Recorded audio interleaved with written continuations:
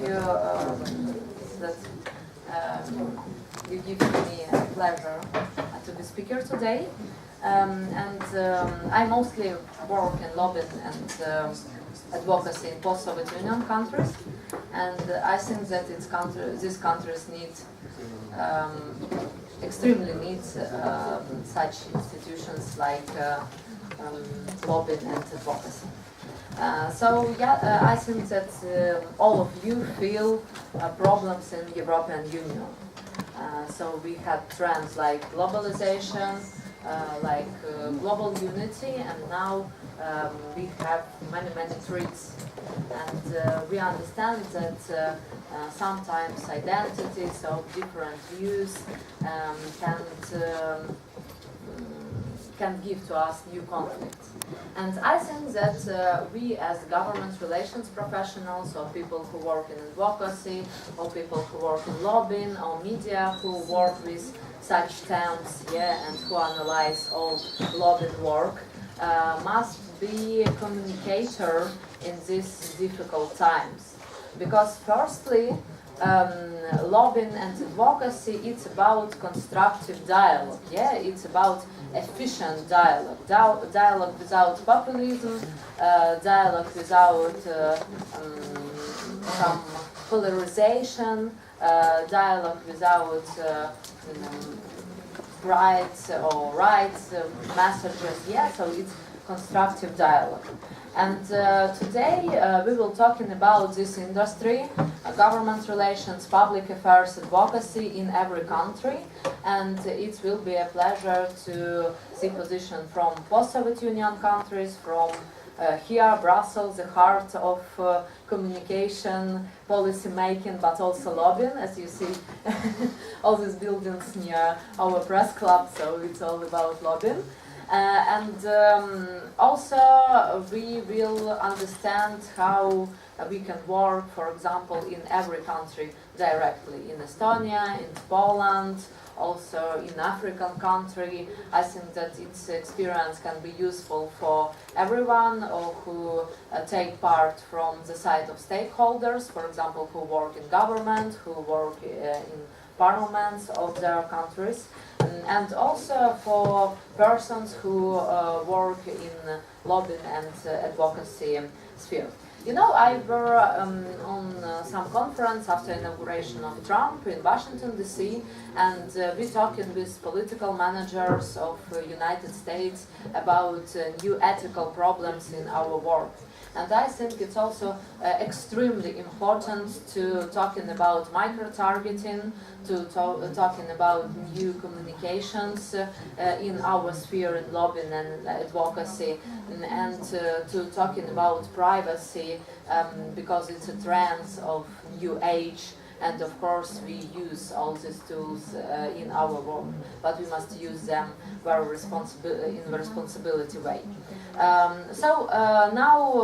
let's get started, and I wanted to introduce you my colleague Sien Allers. She is very experienced business event moderator and TV presenter. Maybe somebody know about her work.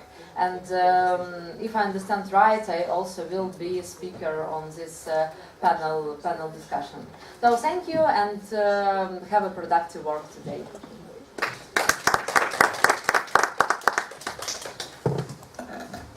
Good morning to all of you. I am indeed straight from Brussels, so my home is very close by.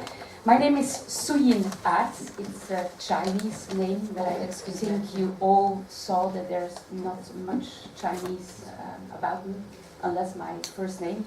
I am indeed beside a female entrepreneur, because I have a business here in Brussels where we make tailor-made visual communication material. I'm also working as a freelance journalist for Canal Z, which is a channel both in Dutch and in French, and I'm working for both parts.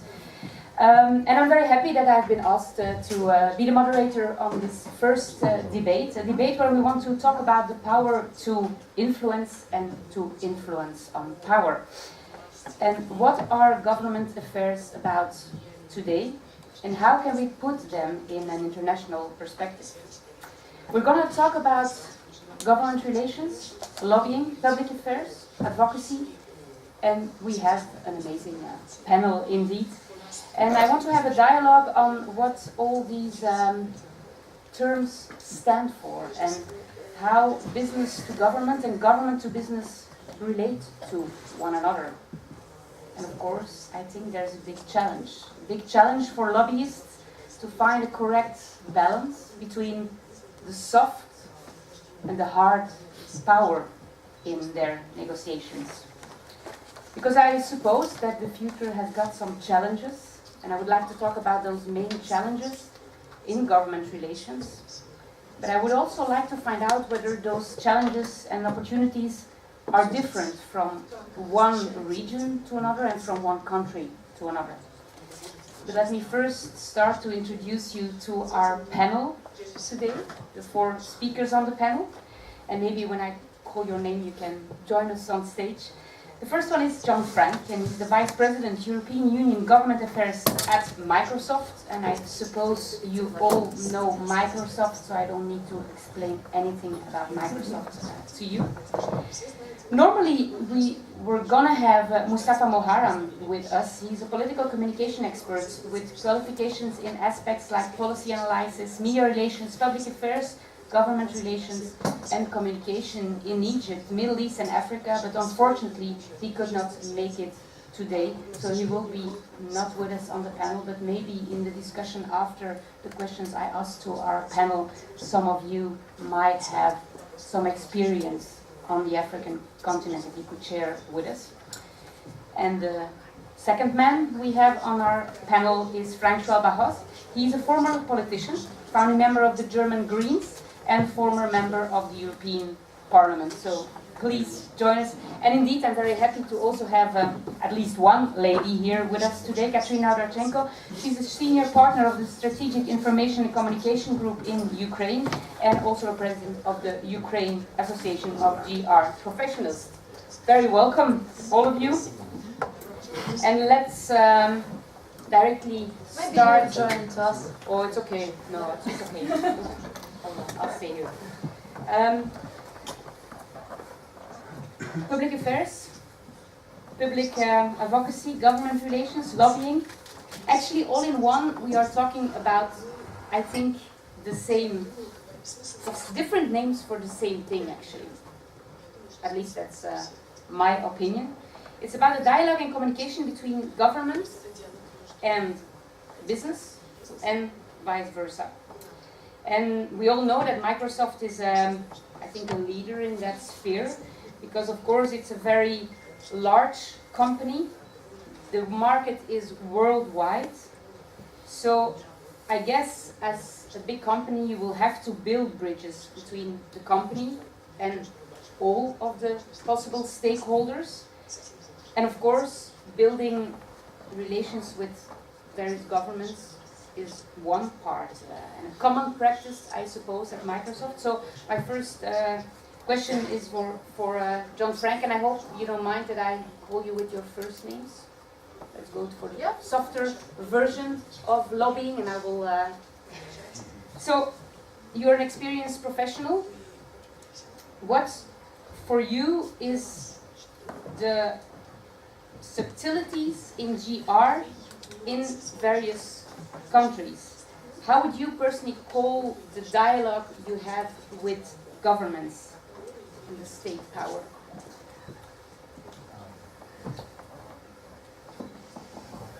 So at the outset, Microsoft is an extremely successful company that has been part of a broader movement of the technology industry that has, say, radically transformed our lives.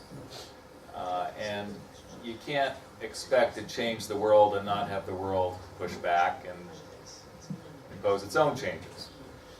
And so at Microsoft, we've certainly, over the course of my 20 plus years dealing with government affairs in Brussels, experienced times when government pushed back pretty hard.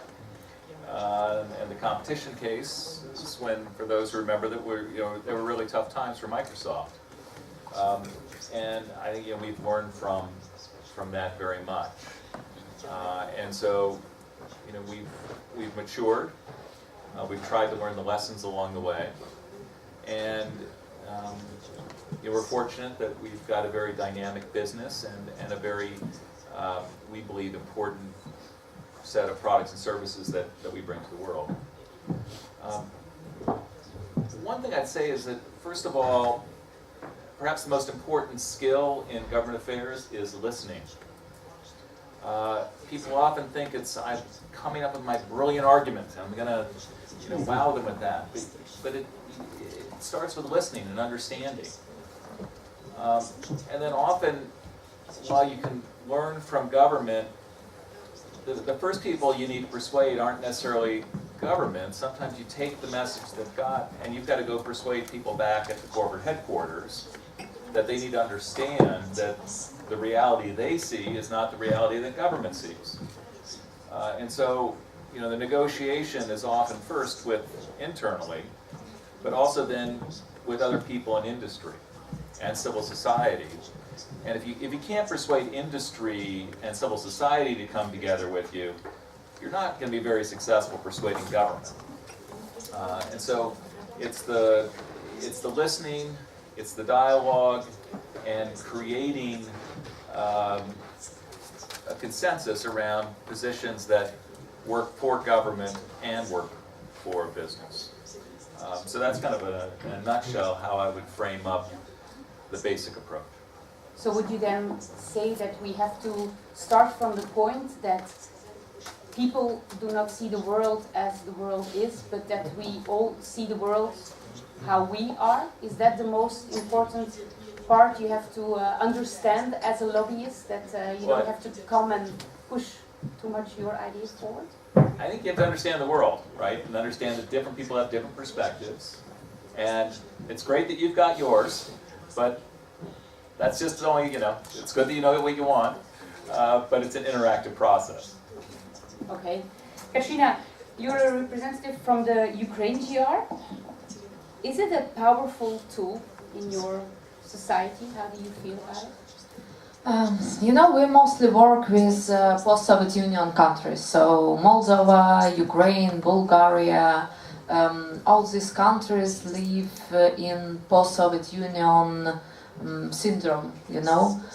So it's not Soviet Union tradition of communication with one political force, but it's also, you know, Soviet practices. When people used to give bribes, for example, and you know that in Ukraine we have 5-6 oligarchs, in Moldova they have 1 oligarch. And we must understand that developing, you know, civilization lobbying or good practices of lobbying, like Mr. Frank said, lobbying like communication and like arguments, it's quite hard. So mostly when we work in these countries with multinational companies, they understand European style or American style lobbying. We haven't so strictly regulation like in the United States, but in European Union you also haven't so strictly regulation. For example, in aspects of foreign agents and transparency register for foreign agents like in United States. And I think that mostly of people who use classical government relations, public affairs, lobbying, advocacy practices in those countries, they understand that it's not more efficiency, but it's also cheaper. So they understand that policy analysis, work with think tanks, with NGOs, communication with governments, parliament and other structures, municipal power, it's more efficient and cheaper than give bribe. And it's important like culture. It's reality, yeah, and I think that you must know this reality, and maybe you understand also people who work in Italy, they also said that it's not very clear also. But really it's important to build other type of communication, because I think that people who work in lobbying and advocacy, they really important part of good policy making. So that's why, for example, we from association write lobbying law and give this law to Parliament. Now it's in committee. And also we do big research, big pool about lobbying, so how people in post-Soviet countries understand lobbying at all. And very big thanks to media, because more than 30 media in Ukraine and 5 big channels do TV programs and media projects about lobbying, and people now can deeply understand what is it. That it's not only communication in cabinet of, for example, member of parliament. It's also hard work in strategy way, and it's, I think, important for post-Soviet Union countries. So a lot in strategy, be prepared, and not only talk with the government, but also talk with the media is in a way what you say. We heard some complaints lately that we should bring the softer version, as we know it in Europe mostly, back to a harder version of lobbying, as we know it in the States. But I think we don't have to forget that in the States, lobbying has been there for centuries already.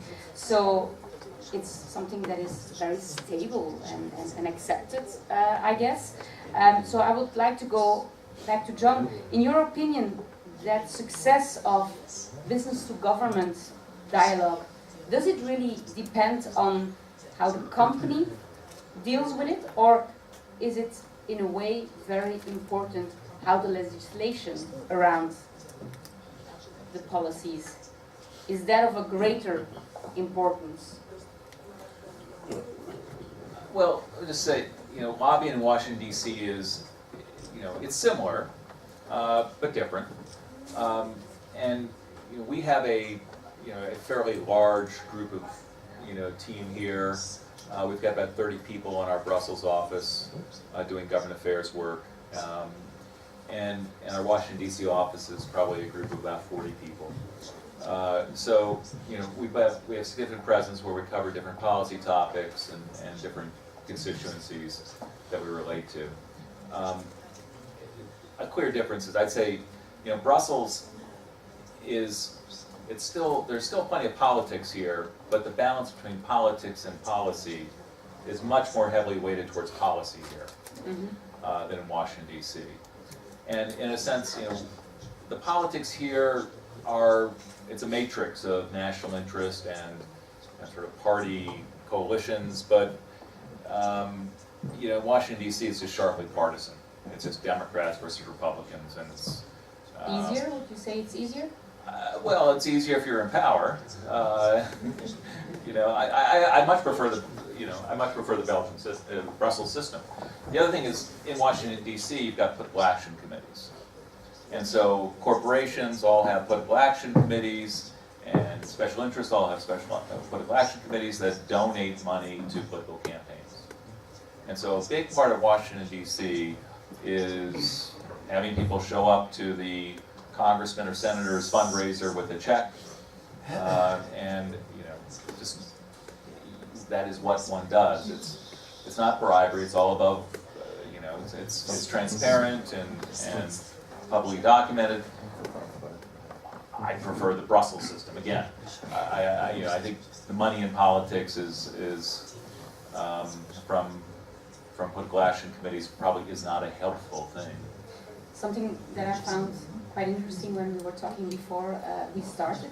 You were telling me that the group of people you were working with in DC was mainly lawyers, but here the mix is, were you in the same function? Did I understand I think that in the States you're more like know the law and that's at least what you have to do, and here you have some more communicative people in your team? Our team here, we've got a mix of, there's some of us are lawyers, some of us are economists, We have a data scientist. We have people with business and economic backgrounds. So kind of a full range of skills. The United States legal education is different, but it's kind of a, it's a graduate program, and people come out of it with some very good reasoning skills. Many of them don't want to practice law in a traditional sense. And so, Washington, D.C. is filled with people who've got law degrees who work in this space. But you think it's important to have a variety on the team? Absolutely, that because is doing the people, understand. you need a diverse team. And certainly, here in Brussels, you want diverse nationalities, you want gender balance, and just because the people you're engaging with represent the diversity of society. Yes. And it's important to get that diversity in your own team to understand it so you can best engage with the world.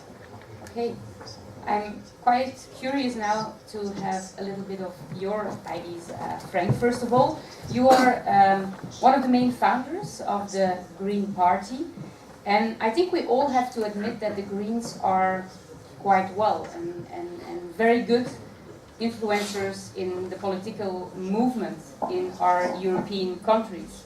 So first, to understand a little bit better for me and for the audience, the people that don't know you, how do you find yourself at the top of this party, and what was your path to get there? Sure. It's very easy to answer. No. Yes. It's very easy to answer. The Greens, especially in the beginning when I was there, we had a rule: mistrust your leaders. That means, and you all know it, when you become a leader, suddenly you grow by 6 centimeters and you think you're the center of the world. Therefore, we have the rule you have to step down at a certain moment, which was a wonderful experience. I was the MEP, everyone loved me, and I had to step down. My girlfriend said to me, Frank, pay attention. 80% of the love is not because what you think are your qualities of your job. But she was wrong. It was 95%. It is a very, very healthy experience when people suddenly don't greet you anymore in the elevator. Okay. Before were your best friends. But now on lobbying, congratulations. I had for 3 years an office in Kiev, in Kreshatik, therefore I know a little bit the situation in your country. And I'm fascinated that you choose this item for this event here. Because you have to make a simplistic relationship between oligarchs and politics. And that you challenge this, and that you are looking what way would be productive. What other way, and not only between business and politics and business, but much broader, including civil society. And therefore, no, not therefore, this is an issue which fascinated me since I entered politics more than 30 years ago. What is the relationship between those people inside and outside? And I came to the following conclusions. I need about 4 minutes. 7 points. The first is, don't be afraid that it's 7, but it's, first is the people who are drafting laws, deciding on laws, and afterwards implementing laws are always living in an ivory tower. They are not necessarily linked to the reality outside. And you see it when the TV debates, the presidential candidate is asked, how much is the metro ticket? What is the price of butter? They don't know. Therefore, second point, Therefore, second point is That's better. that you need stakeholders to have an access to these people in the ivory tower. And this is not exclusively industry. It's not exclusive to civil society, but a mix of all three. If you have such a relationship, you need rules to determine how this relationship should be. And 4, it has to be normal.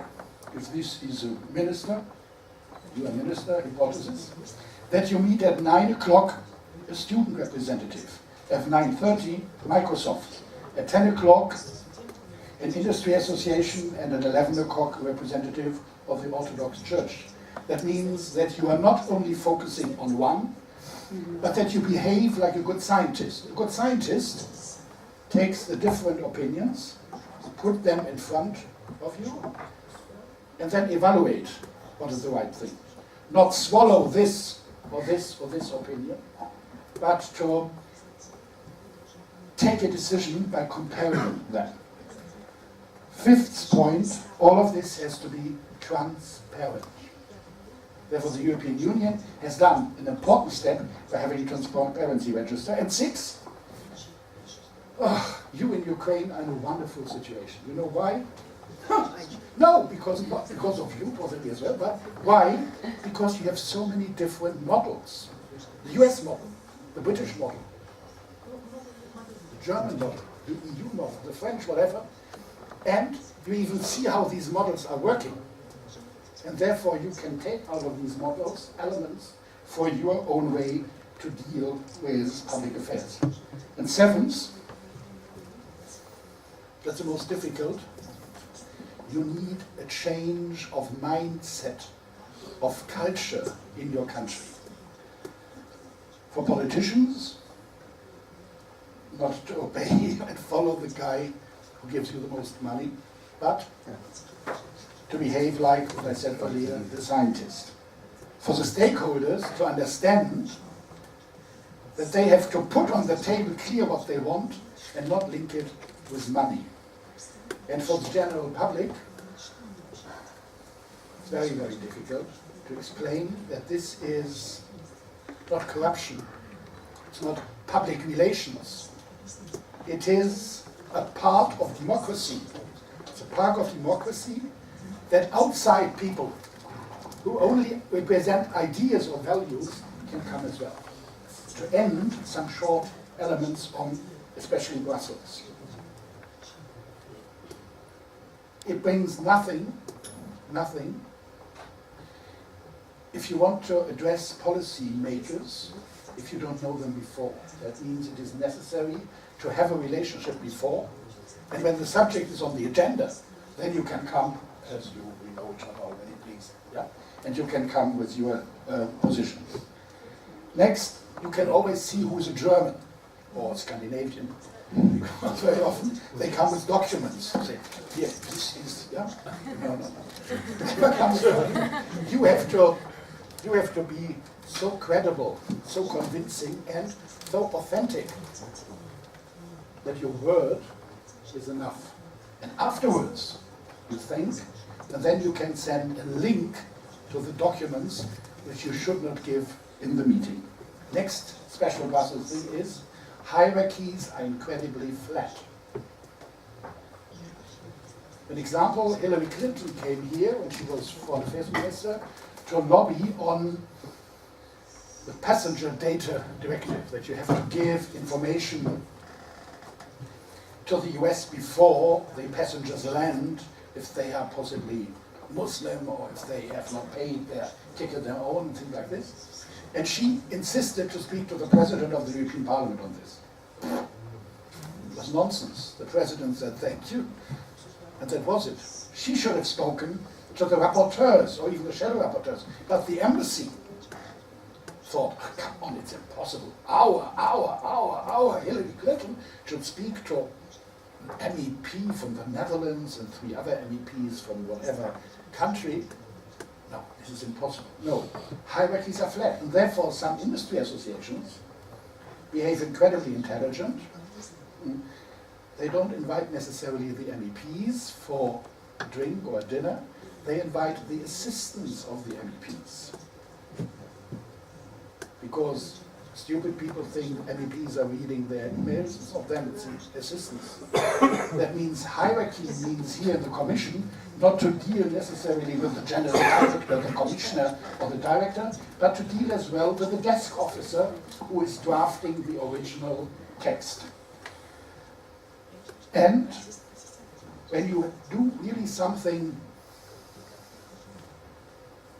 important for society, you should do coalition building. Coalition building means you set up everything around and you ask other people to join the boat. An example, when I was in charge of the Greenpeace European Union office, we started the debate on GMOs, genetically modified organisms. And finally this became a success. Why? Because we constructed the boat, the content, and then we ask, among others, the churches to join, because of moral reasons. That means sometimes it is important to set up the whole structure and then ask others to join. And the very last, to counterbalance or to enlarge what you've said, when I was working with Greenpeace, I worked with about 10% were lawyers. The others, there was an archaeologist, a priest, arts historian, a lady who did feminist studies, a chemist. That means what is fascinating, and this I propose to you as well, when you are coming here and meeting interesting people, try to discover what they studied, and you will be astonished. Okay, economies, law, but there are so many interesting study subjects of those people who are working in Brussels, and therefore I'm totally happy that Destiny brought me here to Brussels, because, like you, it is much more fascinating a lobbying than Washington, where I was for a certain time very close to the World Watch Institute, the largest environmental research institute, and I saw their lobby work, but here it is much more interesting, and therefore I propose to you from Ukraine, try to learn from some elements here in Brussels and install these in the public affairs law, and push, that you have it in your country as well. Thank you. Thank you. So if I rephrase in some words, I think what you say was we need authentic leaders and we need to network constantly to make sure that when we have an issue, we know to whom we have to go and not just find out the day before, pretend to be prepared with some piles of paper. In one sentence, in English you say different eggs in different baskets. You should have, the worst thing, if you would have 3 social democrats from Germany or 2 Greens from France or 2 liberals from Italy. No, you have to cover the whole of Europe, politically and geographically. That's a big challenge, but indeed I think that's also what makes it very rich. Katrina, do you, because this is what Frank is saying, you should ask for help. Do you get help from European power institutions, from the European Parliament? Did you get any help to start, and can we talk on, do you have examples of European Ukraine advocacy projects that are going on, or other projects? It's about money or about consultancy? Because no, to train lobbyists. I see. Okay, because you know, many people in Euronest program, in Eastern Partnership, they wanna mostly work with, for example, budget aspects and with the European Commission to take money to these countries. It's philosophical question. It's good way or bad way for country to, for example, borrow money from International Monetary Fund, to take some money from European Commission, and so on and so forth. But I have one good example of cooperation between, for example, Ukraine and European Commission. We have BRDO project. It's Office of Efficiency Regulation. And they work on green policy book and white policy books in every sector of policy making, and they advise for Cabinet of Ministers, its government of Ukraine, to build their policy on this deep analysis. And of course, in mostly post-Soviet Union countries, they haven't money and motivation to do such deeply work for government. Yeah, and people who have salary, for example, 300 euros in government, they haven't motivation to do and sometimes haven't experience to do such type of work.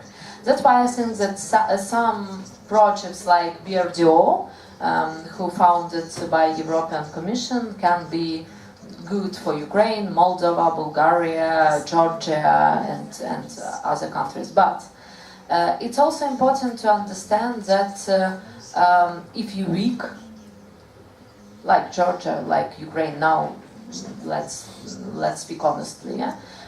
You can take model, and it will be not your model, but it will be model which created by pragmatic people who vote and who promote their interest, but not your interest.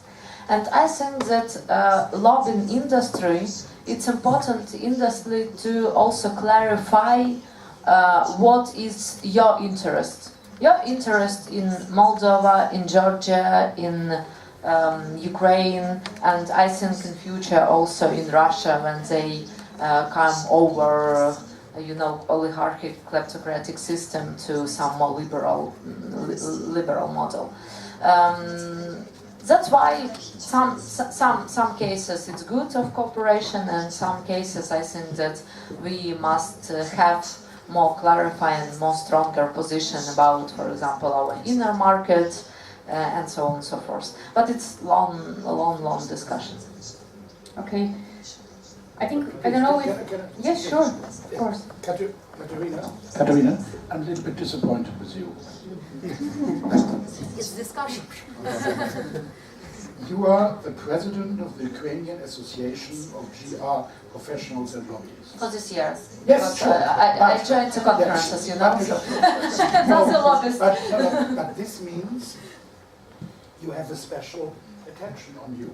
You have a special duty and task, and you could raise your voice towards the European Union, towards other stakeholders in Ukrainian affairs, and saying, we don't want only training courses for experts in fiscality, in tax, in trade.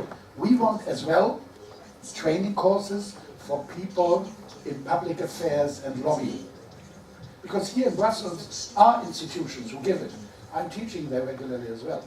If there would be the demand from the Ukrainian side, especially from you, President, I think this would have an impact to have in the near future lobby courses as well, where you can study different ways of lobbying and then decide what you would like to develop.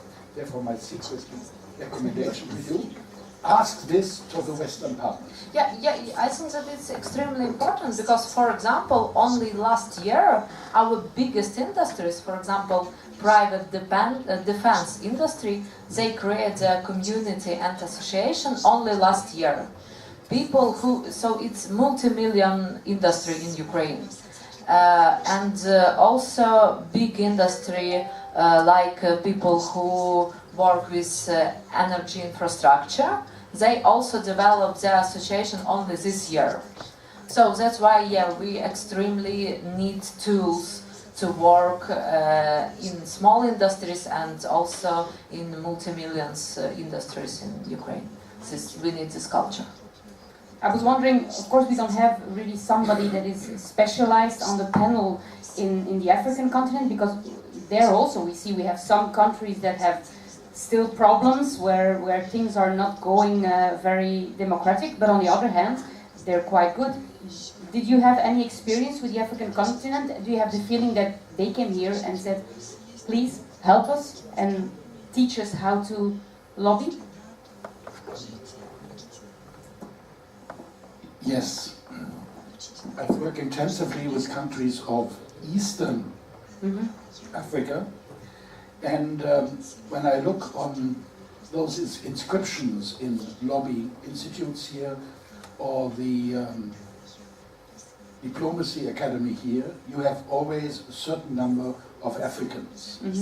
But nevertheless, the notion of public affairs is much less developed.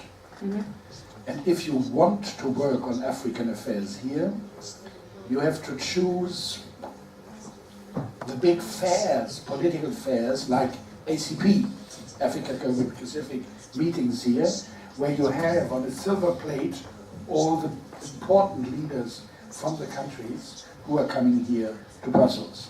And if someone is interested in working on Asia, next week will be incredible. Normally, incredible week is when you have 28 prime ministers and presidents here. Nightmare for security, hotel reservations like this. Next week, you will have 51 presidents and prime ministers.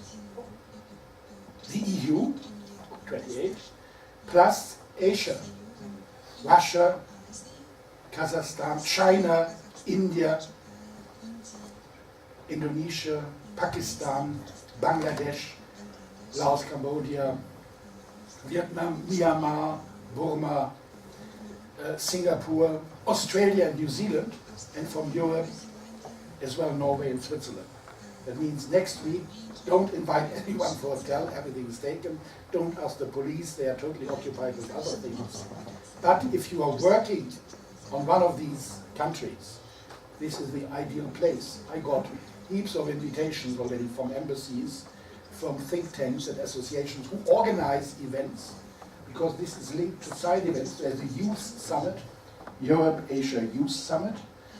There is a summit on economy, another summit on business. Therefore, next week when you meet here someone who looks a bit Asian, that might be the Prime Minister of Malaysia or the Foreign Affairs Minister of Vietnam. But what you say in a way is if they don't ask you to be at the table, take your folding chair and go to the table and make sure you're there. Yes, this is what you said to Katerina. exactly. But here the press club, I'm very often at the press club. I see some faces I've never seen here. This press club is incredible. It's not a normal press club. It's much more communicative because the real secret is, okay, you have to remember 1,200 members. But if you're coming without being a member, everyone smiles to and says, yes, welcome, who are you? And that means you're not kicked out. That means go to the website of the press club and then come to the meetings which are interesting. And this is the trade minister, imagine, from the Philippines. And it's very difficult in Manila to have a meeting with him. But here in the press club, just after his intervention, or just before his intervention, and when he's there standing alone with 3 assistants, you go and say, "Hoi, I'm from Microsoft." Yeah? And he will be happy. That means here it is incredibly easy compared to a national level. So, and the last thing, when you meet here a key person, most key persons are very sad here. Why? Because of the rain? No. Because when you're a top person in your country, you walk like this, with entourage, 99% have a clue who you are. But you are from what country? Ukraine, I was born. Okay, Ukraine. You know everyone in Ukraine who is important, but you don't know who is the social minister in Belarus or the environment minister in Moldova necessarily, because we have a national perception.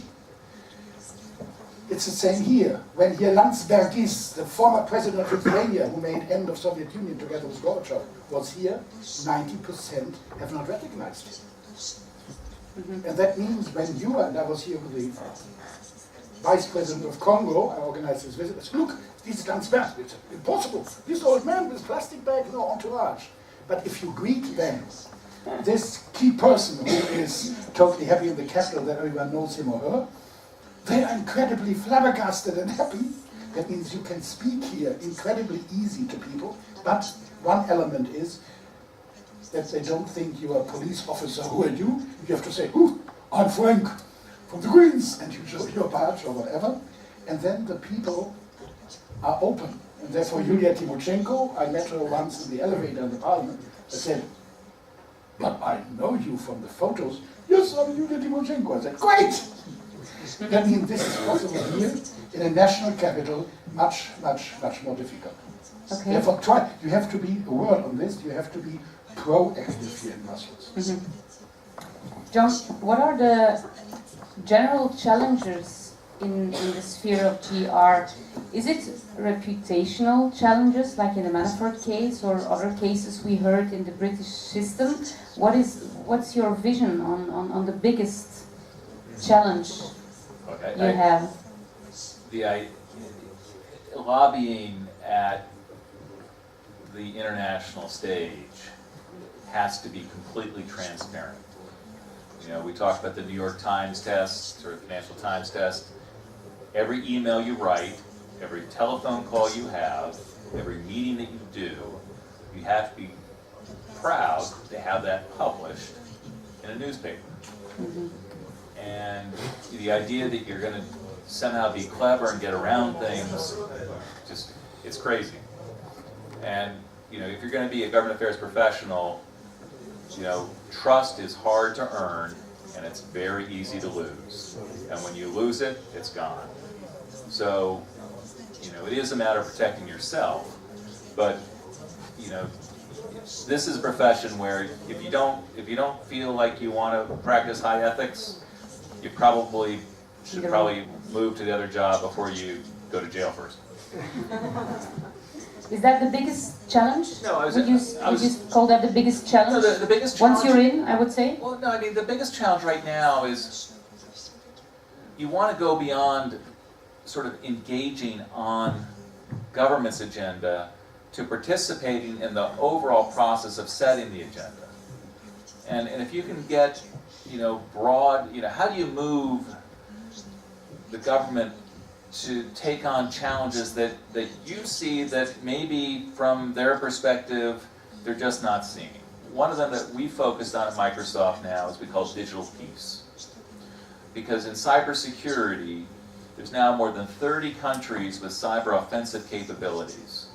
And with Ukraine, the NotPetya attack, attributed to the Russians, you know, it caused, you know, $1 billion of damages and set back the economy and caused real hardship for people.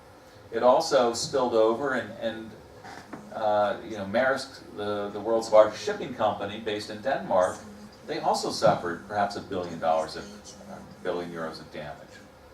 And so, but we want to change the dynamic of how do we get cyber constraints on nation states that would use cyber weapons against ordinary people and businesses.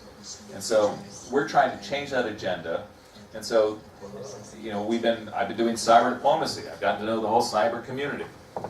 And this November 11th, President Macron is going to bring together world leaders for the commemoration of the centenaire of the armistice ending World War I. But we've worked with the French government to include cyber peace as a major theme of the Paris Peace Conference, which will begin that afternoon. Because for the 21st century, this is an important topic. And so by trying to put things on the agenda, you know, that's the start. And then, you know, it's fine to work reactively on what government says the agendas are, political leaders, but the biggest challenge is can you put big issues on the agenda to get them addressed. Okay. Maybe, I don't know if you could share, Frank, an example of a successful campaign that when you were in a government, that in the sphere of, I would say, environment and ecology, that was very successful, that somebody put on that agenda and that made really a difference? Would there be any example you could share with us? You can share many probably. But one where I think all have been confronted with are fridges. In fridges, you had 30 years ago a liquid which guarantees that the things, together with electricity, are cold, stay cold. And later on it was discovered that this destroys the ozone layer if it's leaving the fridge through a freeze or when the fridge is no longer used. Mm-hmm. And at that time we succeeded to get even an international protocol, an international treaty, the Montreal Treaty, to ban this substance. And now you don't have any fridge anymore using this. And what is happening now with artificial intelligence, that this is suddenly on the agenda. And these are all examples where this is a mutual benefit, a win-win situation between the political world and the outside political world, the stakeholders. And therefore I would ask you nevertheless not to speak only industry on the one hand and politics on the other hand, but stakeholders which include as well civil society and others, and not only focus only on industry. Two parties, but really on all the stakeholders, yes. And always go for the win-win. And would you then say, in case, which most of the time happens, you have two people, they don't agree, then they want to find a balance and they skip some of their points. Should they not go for the third better option? The wonderful thing in Brussels is, if I would like to charm you, for example, yeah, and you are a politician here, I would say, you know, what I admire with you is that you always find a compromise. If I say the same in Berlin, Paris, London, Moscow or Kiev, it will be an insult. Here it is the highest form of compliment. You would say, Frank, do you think this is really the case? And this is wonderful. Brussels is the capital of compromise. But compromise not understood in the negative sense, but to force the stakeholders to discuss, that you find something where all are able to live with this. And this makes me incredibly fascinated, because before we used wars to oppose, and now we use night-long discussions. But you would not charm me, because I think that a compromise is not what we should do. We should go for the third better option. You have your idea, I have my idea. We should try to go to a solution. I totally disagree with you, because the third way is already a compromise, including elements of number one and number two. Therefore, even the third or fourth or fifth or sixth option is a compromise. And this is fascinating. And therefore, for all people who think there is a dead-end street, there's no compromise. Go to Brussels, live here half a year, and you see for every situation there's a compromise. Okay, maybe before we will check whether some people have questions, a last question for you, Katrina. Do you think that the implementation of a meritocratic approach in Ukraine would be something that is possible? And when I say meritocratic society, I suppose we all know what that is. It's that people get rewarded more on what they achieved rather than based on wealth or a social position. Do you think this is a possibility in Ukraine to have that kind of society? Meritocratic system in government firstly has success in Singapore. So Lee Kuan Yew said that the meritocratic system is the best system, and it's not so discussable like ideology. Because, for example, if we are talking about ideology, we see that here also in Brussels and all over Europe we have a problems. Yeah, now we have a problems with radical movements, with also right wings of political parties. But I think that meritocratic tools can be used in party building, because if we talk about a good policy, for example, here in Belgium or in Germany, you understand how people move into parliament, for example, or to Bundestag or to other parliaments. And in post-Soviet Union countries, Ukraine, Moldova, Bulgaria, Georgia, it's not, understandable way. And party building, and I work also with party building, with political forces, so I know many insights. It's not so stable process. Mm-hmm. And we can't, in those countries, found for some ancient tools, for example, ideological political forces, to build this system of communication also with business and with other stakeholders.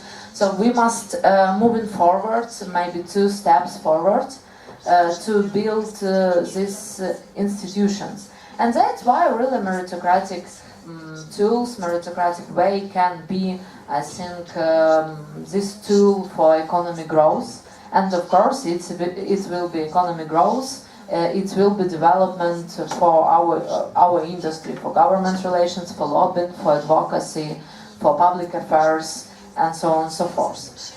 Because we need to understand all system, and in post-Soviet Union countries to develop this system from, not from 0, but sometimes from -1, really.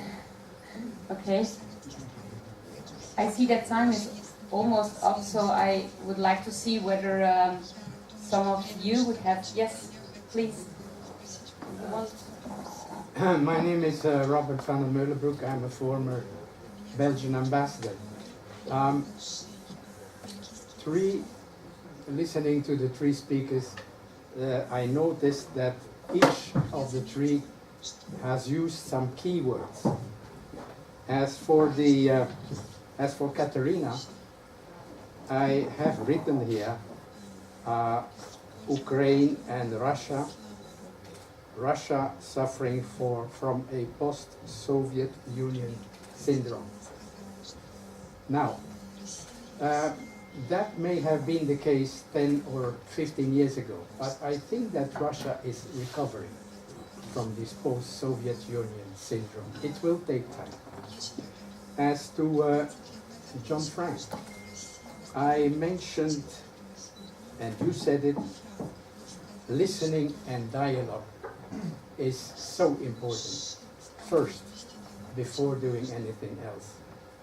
Now in the US that may be something very challenging now, because Republicans are shouting to Democrats and Democrats are shouting to Republicans, and nobody is listening to nobody else.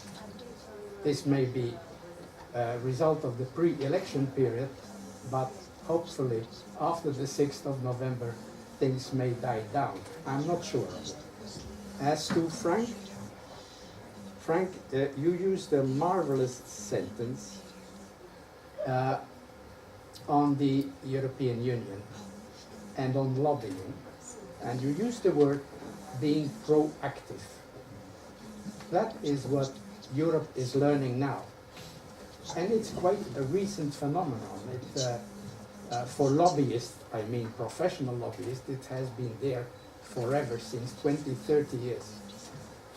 But from civil society, and that is becoming stronger and stronger in the European Union, it's a relatively new phenomenon. And it's increasing. And we should be thankful for that. I don't know if that would... Can I ask a question too? Yes. Are you the famous Mr. van der Meulenbroek who has written the book about Trump? Yes. Wow! Because this book is incredible. I started to read it. It is the first time that a non-American has written a book in English, published in the US, Yes. focusing on the foreign affairs aspects of the policy of Trump. Wonderful. The first 50 pages I read are already wonderful. And I hope you will have a chance to read this book as well. And did you like the cover of the book? Because the cover of the book is yes. painted by, made by his wife, who's next to him, and it's also very, very nice. I see you know the book as well. They just mentioned it to me, so I Yes, please. It will be better with microphone. So can I reflect to your quote about Russia? I don't really. I have colleagues who worked with Russia, mostly with multinational companies, but big number of companies after aggression in Ukraine close their offices there. I think that today we have conversation not about geopolicy but about lobbying. And if talking honestly, really beer industry, alcohol industry, tobacco industry, so multinationals who have offices in Russia also, they work with Duma and they lobby, I think not in classical way, but they have offices with GR directors and so on and so forth. But if we're talking about classical industry, I for a long time know Mr. Mintusov, maybe you know him. He's head of Government Relations Professionals Association in Russia, and he's quite an old person, so quite experienced, and he also was political manager for a long time. I think that more than 30 years. And he said he's liberal in his views, as he can be liberal in Russia. But he and his colleagues work very hard on government relations industry in Russia. But still, I see many polls about position and about proactive position. I think that really government relations work can be in countries where people not so poor like in Russian village, like in Ukrainian village, because proactive can be person, not protest, but proactive, who have basic normal income. And when our people haven't income because of kleptocratic system, they can't analyze all arguments like my colleagues said. It's my position. But I really haven't experienced work in Russia, and I don't want to work with Russia now because we have aggression. Do you want me to respond to this? Yeah, yes. Yeah, sure. Yeah. Thank you for the information, because I didn't know that. But since I've retired 10 years ago, my main interests in the world were and remain US, Russia, Eastern Europe, the Middle East and the Far East. And that is because I worked for 13 years in the Middle East and I worked for 8 years in the Far East. And my wife always accompanied me to these places. For Russia, I'm quite optimistic for the next years. Not because Russia will embrace democracy or anything that is related to democracy, like free press, for instance. No, but there is a civil movement underway that is slowly changing the political structure from inside. Like Navalny, you mean? Yes, Navalny, Navalny is one of the guys who for years has been one of the forces behind it. And it's difficult to try to evaluate what his influence is on Russia. But in my view, and following him regularly, it is getting greater. I hope, and I hope that about international relation and about public diplomacy with Ukrainian question, we need more, people's diplomacy. Because if, for example, voter in Russia wanted to vote for Sobchak or Navalny, liberal changes really can be. I hope so also, I hope. You wanted to react also? Can I comment? In early November, the United States will have an election for members of Congress and 1/3 of the United States Senate. And the expectation currently is that the Democrats get the majority of the House of Representatives, and the Senate probably remains Republican. But with a Democratic control of one of the houses, they gain certain powers to operate the committees, including the power to subpoena and investigate. And so I'm actually, and of course I think that Donald Trump's tax returns will be one of the first things they want to investigate. And there's going to be, and we also have the Mueller investigation of, the possible criminal conduct during the campaign. So I think actually partisanship in the United States for the next 2 years is going to get much worse than it is today. And I think today it's at a low point historically in modern times. I wish I could be more optimistic, but I don't see a reconciliation taking place until possibly after the next presidential election. But I fear that we're changing norms in how we work our democratic government that are going to take a very long time to repair. Maybe, let one last short I don't like reaction what before you we said. close. You said they control the parliament. No, I don't think a political party can control. It's English language. You have the majority, and then you do something with it. The word control, I think, is not appropriate. But for the Ukrainians now, a short sentence. Dear Ukrainians, your big neighbor is Russia, and it will be your neighbor up to the end of all times. I studied theology, therefore I'm very close to God. And God, she, I think she's a she, speaks regularly to me. And she explained me the following. At a certain moment, she had a strange idea. She created, this was after Adam and Eve, she created other countries, and she always placed, that was her strange idea, idiots on the other side of the border who think you're an idiot. It was before with French and Germans, now it's with Japanese and Chinese, with Ukrainians and Russians. And I asked God, why did you do this? And she answered, I admit it was a mistake, therefore I created the European Union, that we can show that it's possible to live together in mutual respect, even with the idiots on the other side of the border who think that you are the idiot.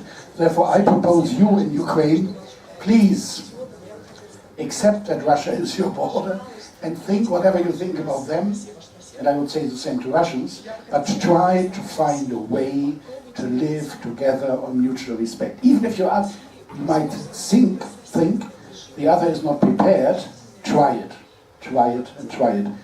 You are condemned to it by God, by her. Thank you. Thank you. And indeed, I think it's a nice last sentence to close this discussion. We started 10 minutes late, and we have here two speakers, and I shall be establishing some rules on this panel. I will ask each speaker to present themselves in 1 minute. I will give them exactly 2 minutes to talk each, and then there is time for debate. Also, at the very end, I shall be telling the conclusion as moderator and my personal experience with advocacy here in Brussels, and I have it from multiple sides. As I work for the European Parliament, I see advocates and lobbyists almost every day. And I'm also a local candidate here, so I know how to spread the words. And if what you try to communicate really reaches the target audience, and it's understandable. So, we have here two excellencies. They're both from Ukraine. They're both lovely people. We'll start here from the left and then to the right. It's 1 minute with 1 minute. You have to present yourself. Then you will have a talk for 10 minutes, and I'll be monitoring that. And you will get 10 minutes, and there is debate time.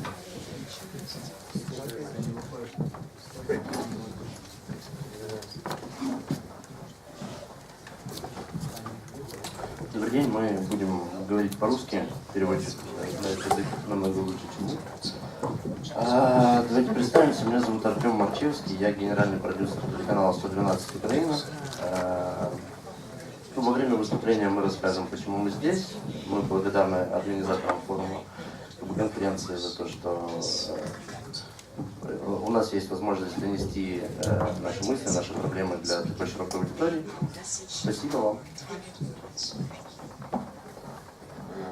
Меня зовут Василий Сметана, я заместитель директора телеканала «Особенности Украина». Мы приехали на форум, посвященный Government Relations, потому что ситуация в отношениях власти и частных компаний в Украине, она не такая, как в остальном цивилизованном мире Европы. В Украине компании частные вступают в отношения с органами государственной власти, как правило, все-таки не по своей воле. И в связи с этим мы хотели бы проинформировать вас о ситуации, которая сложилась вокруг нашего независимого телевизионного канала, лидера рынка информационного вещания в Украине, телеканала 112 Украина, и тоже проинформировать вас максимально и ответить на все вопросы, которые могут возникнуть.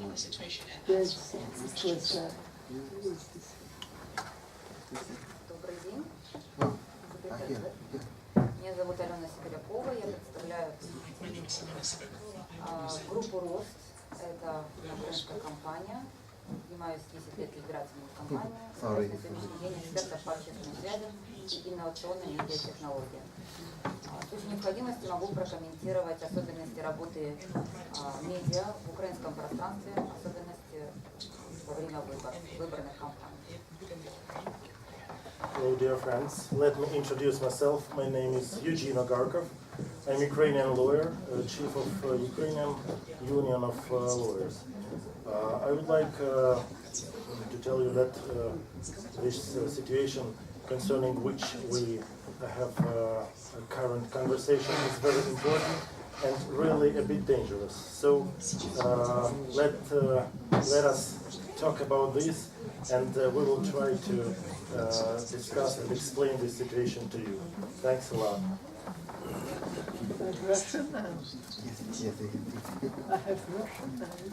Right, so I guess I'll give the floor back.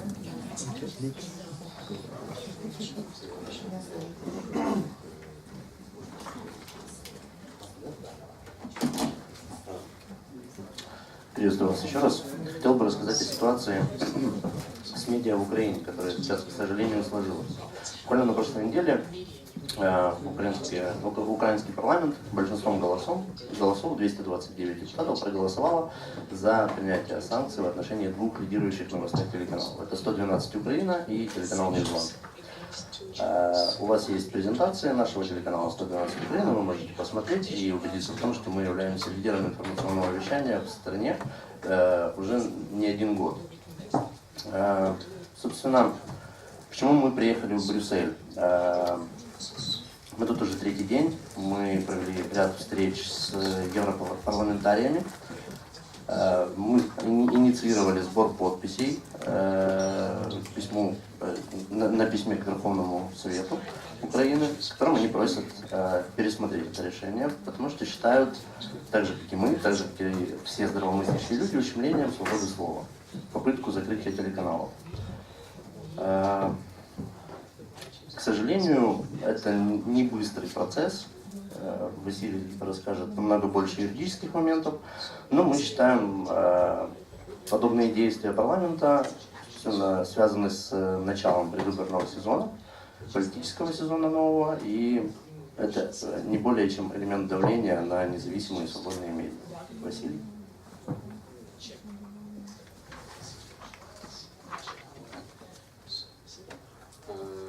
Как вот уже сказал Артем, и как я начал свое представление, в Украине ситуация в правовой сфере, в сфере того же, например, присутствия или отсутствия закона о лобизме, в отношении борьбы с коррупцией и так далее, она, к сожалению, является ненадлежащей и носит негативный характер. Рынок медиа в Украине представлен, скажем так, разделен наверное, на две части. Одна из частей рынка, в количественном выражении она носит огромный характер, они транслируют, как правило, месседжи, которые считают надлежащими для последующей трансляции органы государственной власти. И есть, скажем так, два лидирующих информационных канала. Я думаю, их лидирующие позиции связаны как раз с тем, что они выдерживают баланс, выдерживают доступ к эфирному времени всем мнениям, поэтому и контент, соответственно, более интересный.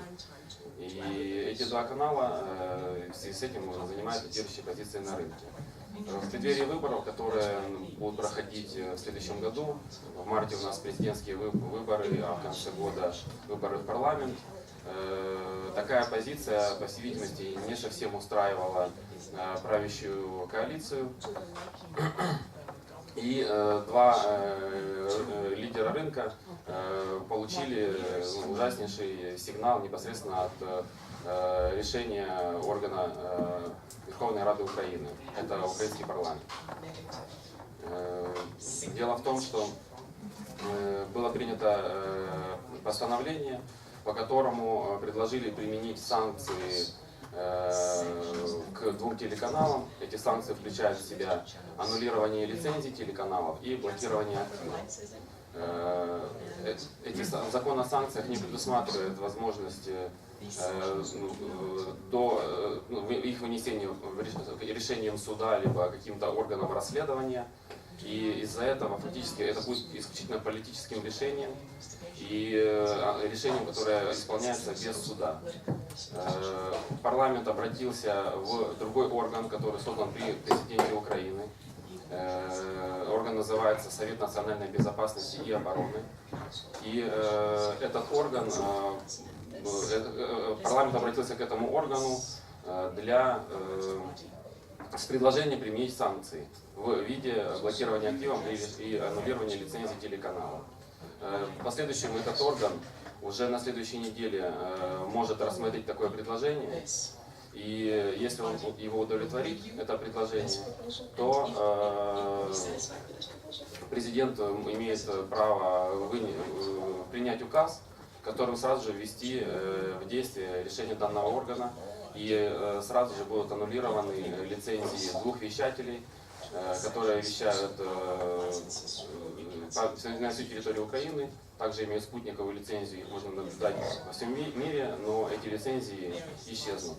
И в результате, например, только для телеканала «112 Украины» это более 400 человек, которые работают, более 150 из них являются журналистами, редакционный совет и более 1000 людей, которые приходили ежемесячно в качестве гостей в студии. Телеканал вещает в прямом эфире, более 18 часов в сутки это прямой эфир, а затем повтор такого прямого эфира. В связи с этим фактически телеканал преследуется за мнения, высказанные в его прямом эфире, и это мнение гостей студии, а не ведущих, либо кого-либо из сотрудников телеканала. Поэтому мы приехали в Брюссель для того, чтобы информировать европарламентариев, других лидеров мнений в Европе о ситуации, которая уже не является просто проблемой со свободой слова в Украине, а это ситуация, которая будет связана с закрытием двух лидеров рынка информационного вещания. Вы можете посмотреть, в презентациях указано именно конкретные данные независимой компании о том, как зрители смотрят эти телеканалы. Поэтому мы хотели бы получить ответный сигнал из Европы для того, чтобы президент Украины не вводил в последующем санкции в действие относительно двух телеканалов. Я хотел бы еще добавить, что канал вещает 24 часа в сутки, 18 часов из которых это прямой эфир. Это новости в прямом эфире и это гости в студии в прямом эфире. Мы всегда выступали с позицией, что мы должны соблюдать баланс. Мы зовем и открыты всегда для всех гостей. И именно это, по нашему мнению, является причиной всех этих действий. Потому что мы одни из немногих, а может быть и единственные, кто давал возможность, давал и дает до сих пор высказаться не только провластным, но и оппозиционным политикам. Мы всегда открыты для всех. Я хотела прокомментировать, что для Украины, в принципе, закрытие подобные действия является типичной ситуацией, потому что в отличие от всего цивилизованного пространства, у нас телевидение является все-таки политическим инструментом, а не бизнес-инструментом.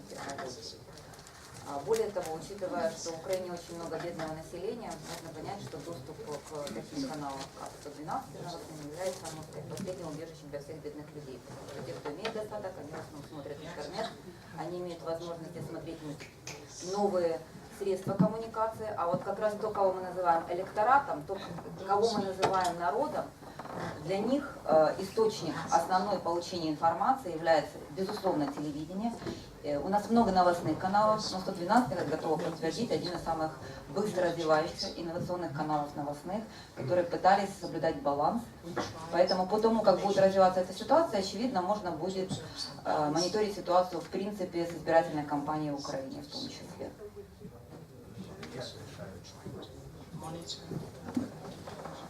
Уважаемые коллеги, хотелось бы обратить ваше внимание, что в данном случае мы имеем дело не с каким-то отдельным моментом. Это концепция, это тенденция, которая вызывает некоторые опасения. Это связано с тем, что таким образом на примере, в данном случае, 2 телеканалов, может отрабатываться очень грязная политическая технология. Хотелось бы обратиться с просьбой к европейскому сообществу. Поддержите, пожалуйста, в данном случае свободу слова. В этой ситуации важен каждый голос европейского парламентария, каждого европейца, который будет высказан в публичном формате в поддержку свободы слова в Украине. Спасибо большое. Мы также обращаемся с просьбой поддержать нас. На данный момент мы собрали уже 13 подписей европарламентариев. Это представители абсолютно разных политических сил, разных стран, разных фракций. Мы благодарны им. Я уверен, мы побудем еще в Брюсселе какое-то время. У нас запланировано множество встреч. Я уверен, что к концу следующей недели мы сможем в 2 раза увеличить это число подписей и направить это письмо в Верховную Раду. Спасибо. Right. I guess everybody had their share of their speeches. Right. My headset arrived a bit late, so I couldn't get anything. Now I have a tendency to play the speakers one against each other and asking some questions. I got a sentence from somebody labeling lobby as a negative practice. As far as I know, Ukraine has a lobby legislation and advocacy one, because the Moldavian government were looking at some point at what the Ukrainians were working on lobby. And just wondering to get a bit of a more grasp on this one. Я бы мог ответить на этот вопрос.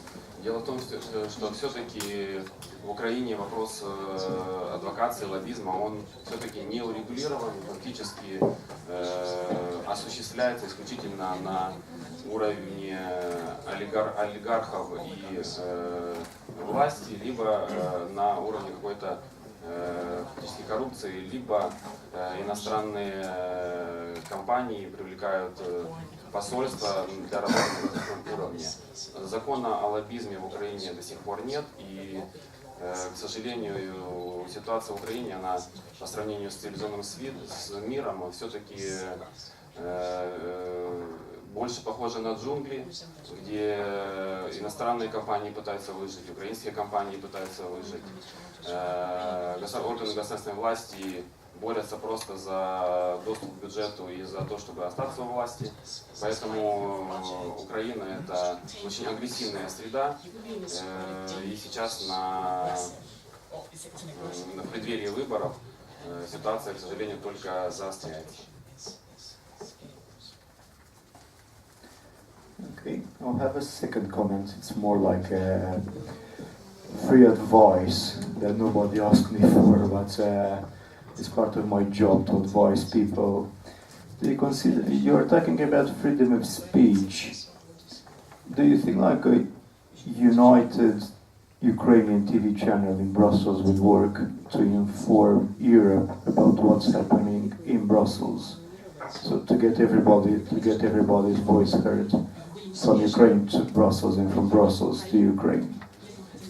Телеканал «Зв'язки Украины» одним из первых украинских телеканалов стал, ну не одним из первых, а первым телеканалом информационным, который стал партнером телеканала Европарламента. Также мы строили в одно время студию в Брюсселе. На сегодня она не начала свою работу, но мы занимаемся этим. Действительно, в ближайшее время мы будем больше давать информации в Европе. Буквально в течение месяца, я добавлю, буквально в течение следующего месяца календарного мы планируем запуск этой студии в Брюсселе. Также мы сейчас разрабатываем план и изучаем вопрос по поводу запуска ряда европейских и американских наших студий для того, чтобы максимально объективно, широко показывать события не только Украины, но и мира. Okay, we have two more people at the end, if they want to contribute.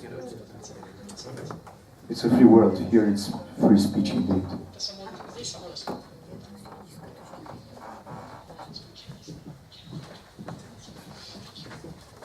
Мне в данном случае нечего комментировать.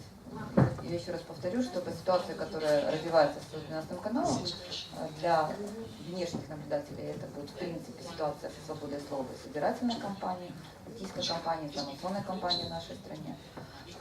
И на сегодняшний день одним из немногих инструментов защиты своих интересов является именно обращение в международное пространство. Вот этот момент, как бы я хотела бы сказать, что он вполне логичен и, в общем, как это ни удивительно, но именно за рубежом мы будем искать правду больше, чем, собственно, в своей системе. Возможно, есть вопросы в студии у кого-то? Да, у меня есть вопрос. Извините, пожалуйста. Может быть, все-таки тогда дадите информацию полностью, потому что вся эта история началась не потому, что вы Я отвечу с удовольствием на любой вопрос, в том числе и этот. Дело в том, что я не согласен с таким заключением, потому что ситуация с телеканалом «Зв'язки Украины», в частности, она развивается с середины 2014 года. У нас шло противостояние с Советом по телевидению и радиовещанию, который отказывается в переоформлении программных концепций, и из-за этого выписывает, скажем так, применяет к телеканалу какие-то штрафы, санкции и так далее. Эта ситуация, она создана искусственно. Право изменить программную концепцию на информационную – это право телерадиоорганизации по закону. И мы оставили это свое право быть самими собой, как независимое медиа, с 2014 года. Из-за того, что действительно судебная система Украины позволила нам продержаться с действующими лицензиями с того времени до сегодняшнего дня, на протяжении более чем 4 года. И из-за того, что во времени совпали ближайшие выборы и сохранившаяся неподконтрольность и независимость нашего канала, из-за этого и возникла именно в этом времени эта ситуация. Потому что в каждый, вот с 2014 года все время различные претензии или какие-то, можно сказать, лозунги брались, использовались для того, чтобы преследовать студентский телеканал. Но лозунги менялись постоянно, а преследование сохранялось также постоянно. Соответственно, если говорить сейчас, что это может быть связано со сменой собственника или еще чего-то, нет, это связано исключительно с независимой операционной политикой. Если бы телеканал исполнял указания от представителей власти и изменил свою редакционную политику, поверьте, не было бы проблем ни с лицензией, ни сейчас, например, с этими санкциями. Я также хочу добавить, что на протяжении 4 лет каналу приписывали абсолютно разных собственников, начиная от, не будем говорить кого, заканчивая, тоже не будем говорить кого. Поэтому это все не более чем манипуляция. Собственник не изменился, господин Бичук не является собственником канала. Информация о собственнике канала является открытой, выложена на сайте. Если у вас есть какая-то другая информация, вы готовы это подтвердить, мы готовы вас позвать в студию для того, чтобы вы это сделали. Все понятно. Спасибо. Здравствуйте. вопрос к всем. Возможно, вы знаете группу ассоциации международных журналистов, таких организаций, как журналисты без границ, и какие кейсы вот у них самые успешные для вас и для аудитории самого ответа?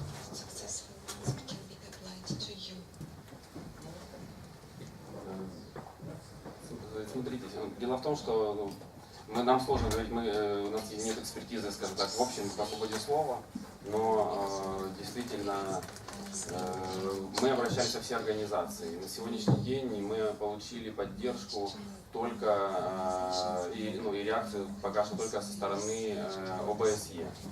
Вот. Мы обращались и репортеры без границ, и Amnesty International, и другие международные организации, но на сегодняшний момент наблюдается тоже такая тенденция, что из-за политической обстановки в Украине, насколько она является, скажем так, острой и разделенной во мнениях, остро противоположно разделенной во мнениях, многие западные организации в том числе занимают более пассивную позицию. У нас активную позицию занимают такие организации в более простых вопросах. Это физических нападениях на журналистов. Но тогда вот сейчас уже представители Ньюзвана, второго из каналов, которые, лицензии которого могут быть аннулированы по применению санкций. У них только за последний месяц 3 случая нападения, физического нападения на журналистов. То есть все-таки акцентирую внимание, что требуется больше внимания общественных организаций международных и со стороны европарламентариев, всех людей, которые переживают за ситуацию свободы слова, за ситуацию с правами человека в Украине и в мире, и мы бы хотели, чтобы эти организации и люди заняли более активную позицию и помогли, в частности, в ситуации в Украине. Я также хотел добавить, что за последние 3 дня, которые мы находимся в Брюсселе, мы получили огромную поддержку от европарламентариев, и европейское сообщество нас поддерживает. Публично, не публично, это не имеет значения, но поддержка у нас есть.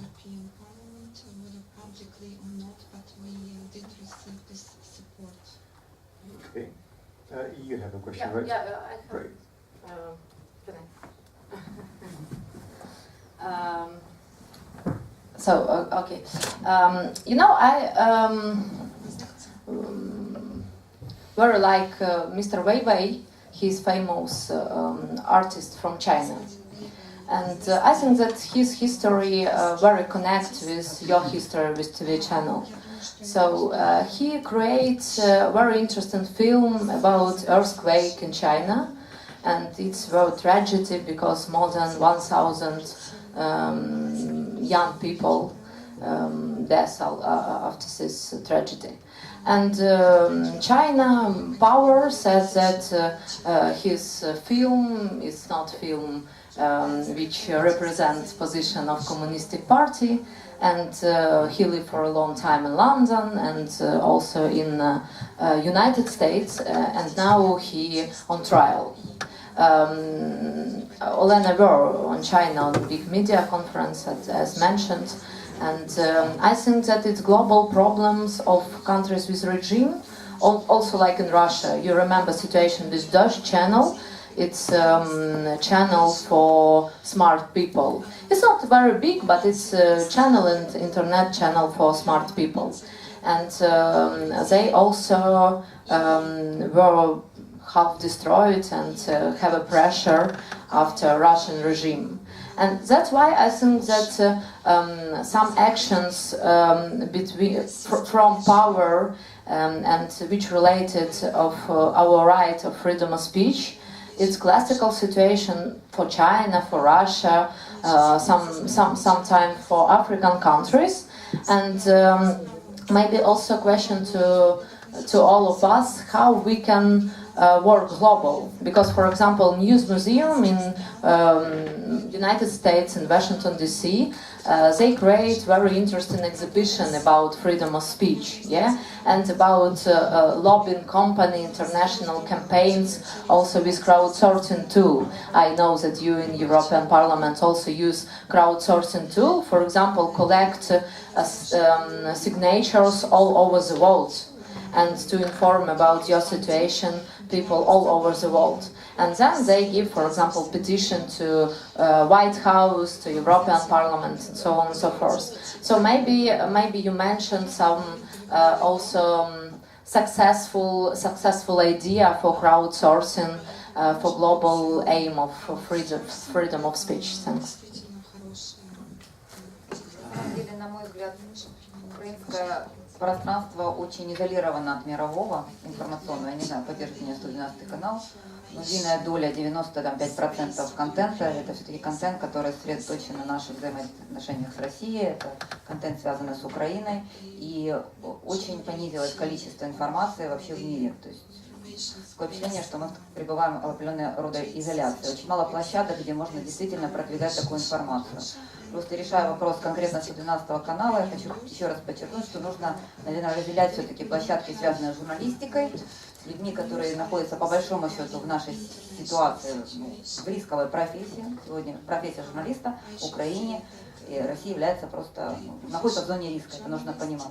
И все-таки правовые вопросы, которые здесь являются основными, поскольку закрытие канала, я хочу напомнить, Эспрессо ТВ 4 года назад закрывалось. То есть для Украины, еще раз я скажу, это как и для России, наверное, это типичная правовая ситуация, влияние власти таким образом в рамках политических инструментов, особенно во время избирательных кампаний. Поэтому я думаю, что впереди будут еще какие-то новые ситуации, новые случаи, новые события, и в этом смысле, я думаю, мы с вами не прощаемся. Знаете, буквально в двух словах, комментируя абсолютно уместный своевременный вопрос, я хотел бы сказать, что очень часто в случаях возникновения проблем мы обращаемся за помощью к внешнему потребителю информационного ресурса, как происходит конкретно в этой данной ситуации. Абсолютно правильно подметила Екатерина, что хотелось бы, чтобы эта коммуникация и эффективное донесение позиции европейского сообщества, европейского парламента для украинского потребителя информационного ресурса была двухсторонней, и не только в ситуации острой проблемы необходимости мы обращались за помощью к европейцам, тем силам, которые поддерживают наше государство в наших демократических стремлениях. Ну и наладили взаимный обмен этой информацией на постоянном основании. Спасибо. Right, so there's a lady and a man there who want a question, and another man, and then it's me, and then we close the panel because I promised to put the conference back on track. So pray to go on. Thank you. My name is Marta, organization Promote Ukraine, Brussels. I have a question to lawyers. On which ground, legal ground, the law on sanctions is to be applied? So the parliament voted to apply this law, and how do they argument it legally? Знаете, вопрос крайне сложно, и вряд ли необходимо комментировать какие-то штучные законодательные инициативы, которые не имеют под собой никаких иных оснований, кроме мотивов борьбы с политическими конкурентами, неугодными в том или ином контексте. Скорее здесь в данной ситуации имеет более принципиальное значение то, что так называемое большинство в нашем Верховном Совете позволяет себе играть и манипулировать такими понятиями, как свобода слова, и ситуативно применять нормы, которые призваны защищать демократичность и целостность нашего государства в конкретных целях борьбы с ситуативными оппонентами. Это очень неприятная и тревожная тенденция. И именно поэтому, вероятно, этот вопрос сейчас поднимается на такой международный уровень. Именно поэтому мы собрались здесь, в том числе, поговорить на эту тему. Вот как бы в этом ключевой момент. Здесь не нужно искать какие-то юридические кивоки, скорее нужно смотреть на эту ситуацию в более широком политическом контексте. Freedom of speech can be limited for the reasons of national security. Seeing that there is war now of Russia with Ukraine, and there is sort of impact of Russia, of Russian information in Ukraine. there is arguments of people who want this channel to be shut down is to protect, to defend Ukraine against the propaganda, of Russian Federation. What can you say about this? С вашего позволения, я тоже адвокат и юрист, поэтому могу ответить квалифицированно также на этот вопрос. Дело в том, что закон о санкциях действительно был принят после тех событий, которые вы описали, исключительно для применения санкций с остальным западным миром по отношению к России и российским компаниям. И таким образом и сформулирован этот закон для того, чтобы в последующем применять санкции для этих целей, чтобы Украина не стояла, не находилась на обочине, скажем так, борьбы и применения санкций другим миром. Но сейчас мы видим, как этот же закон, который был принят еще, наверное, в 2015 году, применили исключительно для сохранения власти и по отношению к украинским компаниям. То есть закон не прописан таким образом, чтобы применять его к украинским компаниям. Для этого необходимо доказывать, что такие компании являются террористическими организациями, какими, например, в Украине по закону признаны там, ЛНР и ДНР. Телевизионный канал, оба телевизионных канала расположены в городе Киеве. На них трудятся граждане Украины, и они полностью подконтрольны, подотчетны органам государственной власти Украины. Их деятельность регламентируется лицензией, выданной соответствующим органам государственной власти, и ни одного уголовного преследования, либо обвинения, которое бы имело необходимый фактаж, ни к одному из телеканалов, ни к его сотрудникам не применялись. То есть эти санкции выписаны не как требующие каких-то оснований. Это санкции политического характера. И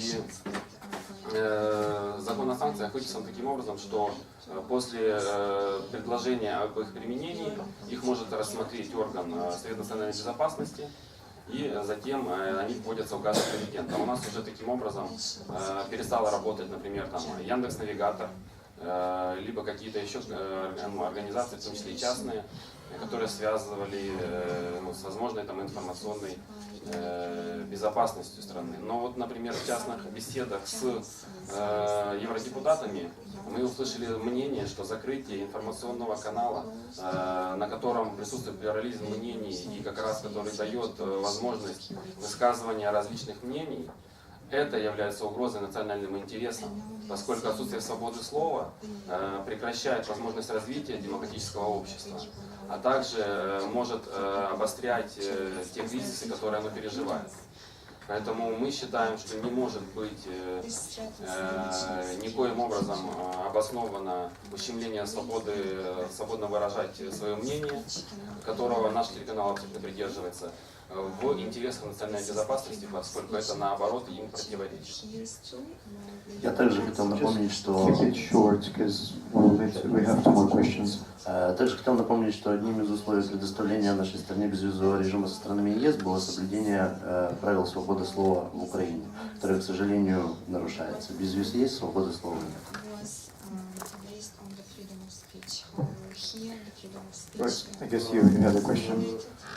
У меня вопрос к представителям телеканала, два вопроса на самом деле. Первый, на самом деле депутаты, которые голосовали, да, много из них это представители БПП, которые же были и в эфире вашего канала регулярно для своего личного пиара, а не для того, чтобы кого-то информировать. Как они, вообще перед вами теперь ответили они за свое голосование, что они объясняют? Это первый вопрос. И второй вопрос, это, все-таки вот с моей точки зрения, как представитель общественной организации, говорите, коррупционный Рустов коррупция, но все-таки вот из своей практики часто видел, что масштабно хорошо организованный народ и правильная акция, да, я имею в виду с участием представителей людей, да, большого количества, она, конечно, бывает и эффективна. Не сильно эффективна на сегодняшний день, но тем не менее.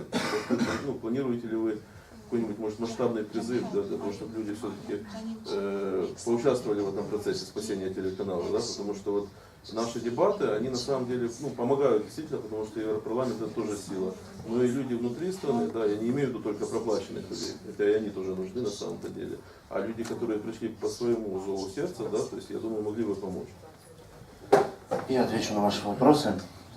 Смотрите, когда произошло голосование, мы инициировали внеочередной выпуск, внеплановый выпуск нашего политического ток-шоу. Мы обзвонили 229 народных депутатов, которые нажали кнопку «За». Мы публично через эфир пригласили спикера парламента, пригласили главу Надсовета. Пришло 3. Просто чтобы вы понимали. Значит, 3 людей, я не буду сейчас перечислять их фамилии, 3 людей, которые пришли, складывалось такое впечатление, что они либо не читали, за что они голосуют, просто не читали, нажали и нажали. Так будет. Либо они прочли и не поняли. Потому что они пытаются объяснить это тем, что они проголосовали за назначение проверки. Да, что давайте проверим эти 2 телеканала и решим, что с ними делать. Просто дело в том, что они проголосовали не за проверку, они проголосовали за закрытие, за введение санкций против этих телеканалов, за лишение лицензии, за то, чтобы практически 1000 человек лишилось своей работы. Вот за это они проголосовали. Но они прикрываются это тем, что они голосовали за проверку. Ни в коем случае никогда они бы не проголосовали за закрытие телеканалов. Это такой театр абсурда, не более того. Второй вопрос. Второй вопрос насчет каких-то масштабных акций. Смотрите, масштабные акции, конечно, нужны. Но в первую очередь, как мы видим себе нынешнюю задачу, это объединиться всем СМИ. Потому что сейчас проблема у нас, проблема абсолютно искусственно созданная. И это лакмусовая бумажка. Завтра могут быть проблемы у любого другого СМИ. Они на самом деле есть, даже они не есть. В каком уровне всеукраинском, а и на уровнях районных, да, там идет жесткое давление со стороны власти. Конечно. Поэтому наша задача сейчас консолидировать вокруг этой проблемы представителей всех СМИ, максимально возможного количества, информировать общественность международную о этих проблемах и создать исторический прецедент, который будет дальнейшим уроком для власти, для всех, для любой ветки власти, что ни в коем случае никогда нельзя ущемлять права свободы слова. Еще я бы хотел добавить, что мы привлекли общественность, мы подготовили петицию президенту Украины, от которого сейчас зависит дальнейшее возможное применение либо неприменение санкций. И она сейчас собирает подписи. Это процедура, которая как раз предусмотрена для привлечения общественности в государственную жизнь, скажем так. И сейчас она активно набирает подписи, ее активно поддерживают граждане, поэтому мы надеемся, что она также даст сигнал именно путем привлечения, как мы говорили, общественности, президенту, что нельзя применять санкции к свободным телеканалам. Спасибо. There is a last question here from the room. I have a question and then we close the panel. Благодарю. У меня вопрос не политический, а больше, наверное, технологический. Возможно, коллегам будет тоже интересно. Вопрос ко всем участникам этой дискуссии. Сегодня в мире очень распространено уже интернет-телевидение, да? И в наших каналах в том числе. Но существует проблематика, про это есть соответствующие статьи и так далее, да, про то, что факт интернет-телевидения является также возможностью сбора определенных конфиденциальных данных пользователей, которые пользуются каких-то других, так сказать, зловживаний, да, этой ситуации. Поэтому я бы хотел, если можно, коротко какой-то комментарий по этому поводу действующего телеканала, что они по этому поводу думают. Возможно, у Елены есть международный опыт по вопросу интернет-телевидения и вопросы, как у нас в стране юридически хоть как-то это регламентировано, вопрос интернет-сбора данных, трансляции, вот этих всех вопросов. Спасибо. Смотрите, вопрос фундаментальный на самом деле, но немножечко некорректно сформулирован. Тут важно понимать, о какой платформе. Да? То есть телевидение — это же просто способ донесения информации. Да? Точно так же интернет-телевидение, эфирное телевидение — это просто способ доставки информации. Когда вы смотрите онлайн-телеканал, например, на платформе YouTube, там никаких ваших персональных данных нет. Вы можете делать это без регистрации, без проблем. Конечно, за интернет-телевидением, по моему мнению, будущее. Мы сейчас развиваемся и строим определенные технологии именно в сегмент интернета, потому что это огромный неосвоенный рынок. Что эфирное телевидение, спутниковое телевидение, тут все понятно, он уже разделен сегментарно, у каждого есть своя какая-то доля. Интернет-телевидение не освоено. Мы развиваемся именно в этом направлении сейчас. Я не думаю, что есть какая-то проблема со сбором данных. Есть проблема со сбором данных в социальных сетях. есть скандал с Фейсбуком, есть ряд других скандалов, вот этом с мессенджерами, но не с интернет-телевидением. Это мое мнение. Вопрос очень актуальный на самом деле. Просто нужно понять, что вы задаете вопрос украинскому пространству, очень специфическому, где, например, развито самое большое количество пиратского контента.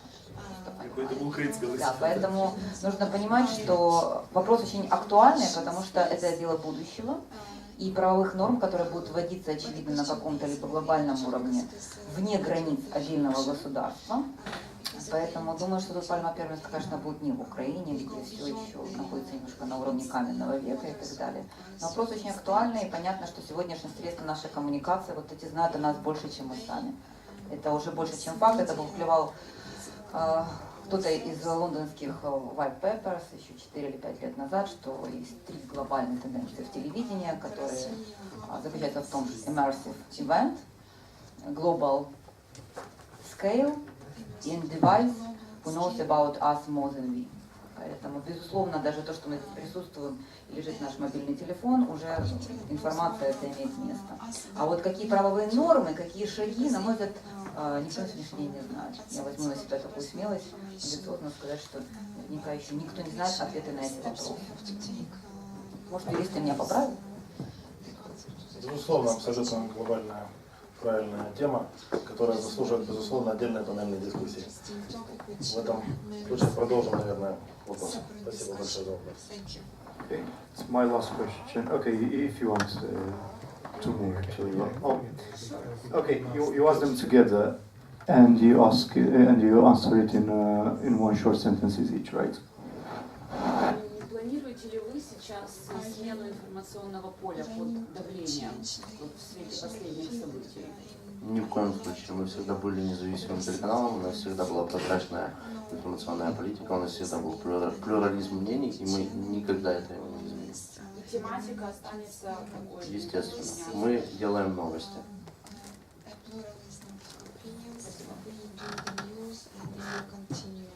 One final question, as a person who is founder of Palestinian community and doctor, we very much have solidarity with you because we know this in the Middle East, this freedom of speech is really forbidden.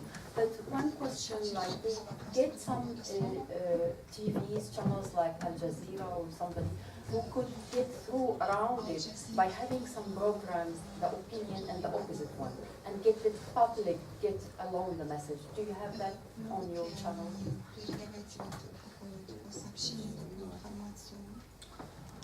У нас всегда присутствует два мнения. Если мы подаем новость, неважно какую, мы всегда даем обе стороны, потому что иначе это не соблюдение баланса, это противоречие журналистским стандартам, которых мы соблюдаем. And despite that, they will close. And despite all, they have the decision to close. И вы имеете в виду, что если нас прекратят наше вещание, да, если применят нам санкции. То есть мы на сегодня сотрудничаем с различными информационными компаниями, но, конечно же, мы, если нас не закроют, мы будем сотрудничать дальше, продолжим такое же сотрудничество.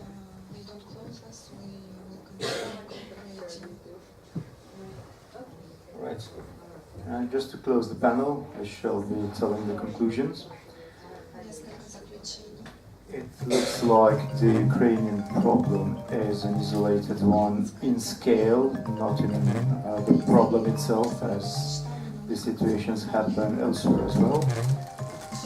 Once with the electoral campaign starting, the situation will get even more particular.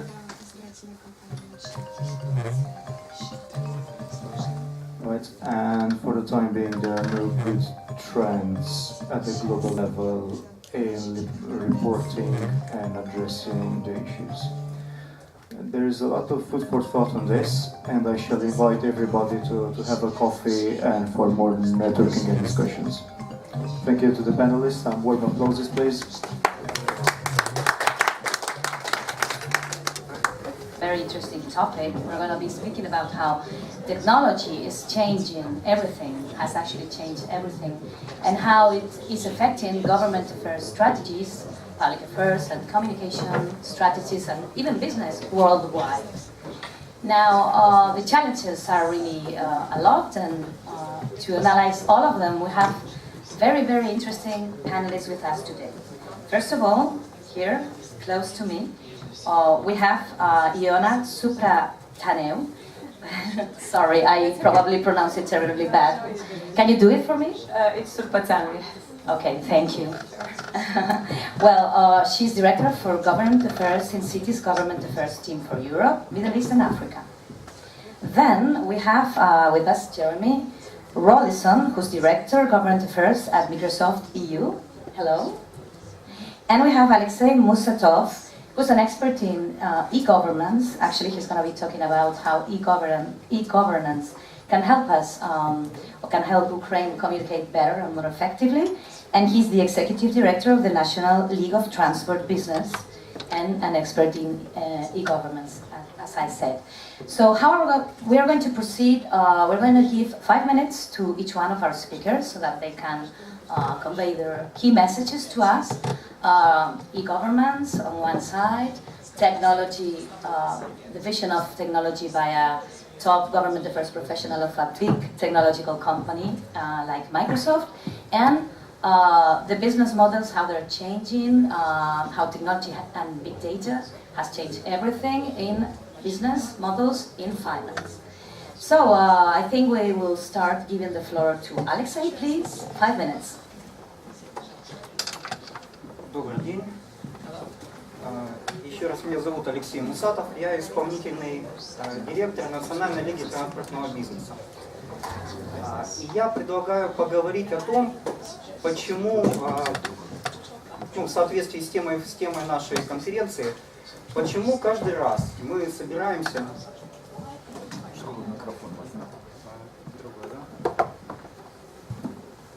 Так, лучше, да? Я предлагаю поговорить о том, почему, несмотря на столетия существования коммуникации с правительством, мы каждый раз собираемся и говорим о том, что они неэффективны. Возможно, в докладе я буду применять какие-то упрощения и касаться совершенно разных стран, и это будет не совсем правильно, да? Но я буду говорить об общих тенденциях. В разных странах в течение столетий была принята масса законов, которые должны были позволить группам влияния участвовать в политике и одновременно оградить правительство от коррупции. Можно первый слайд включить? Вот таким образом выглядит процесс принятия решения в Украине. Каждый блок – это официальный документ, который предусматривается законодательством. А желтым цветом, желтой заливкой показаны документы, в которых заинтересованные стороны должны принять непосредственное участие в их создании. Как вы видите, мы не испытываем дефицита в GR-коммуникациях. Законопроекты, правовое поле предусматривает довольно плотную работу общества с властью. Но у нас не происходит эффективной работы, и часто эти коммуникации не работают. Я предлагаю рассмотреть вопрос, почему это происходит. Национальная лига транспортного бизнеса, которую я представляю, мы сопровождаем порядка десятка инвестиционных инфраструктурных проектов каждый год, и каждый раз, в каждом конкретном случае мы сталкиваемся с тем, что правительственные чиновники с большой опаской используют данные бизнеса и общества. Почему? Казалось бы, эти данные им нужны, но они их практически не используют. Закрытость органов государственной власти – это не прихоть и не злонамеренные действия власти. Дело в том, что чиновники под давлением общественного мнения постоянно принимают свои решения, работая на балансе, они пытаются соблюсти баланс. С одной стороны, допустить группы влияния к политике, с другой стороны, не нарушить антимонопольное законодательство.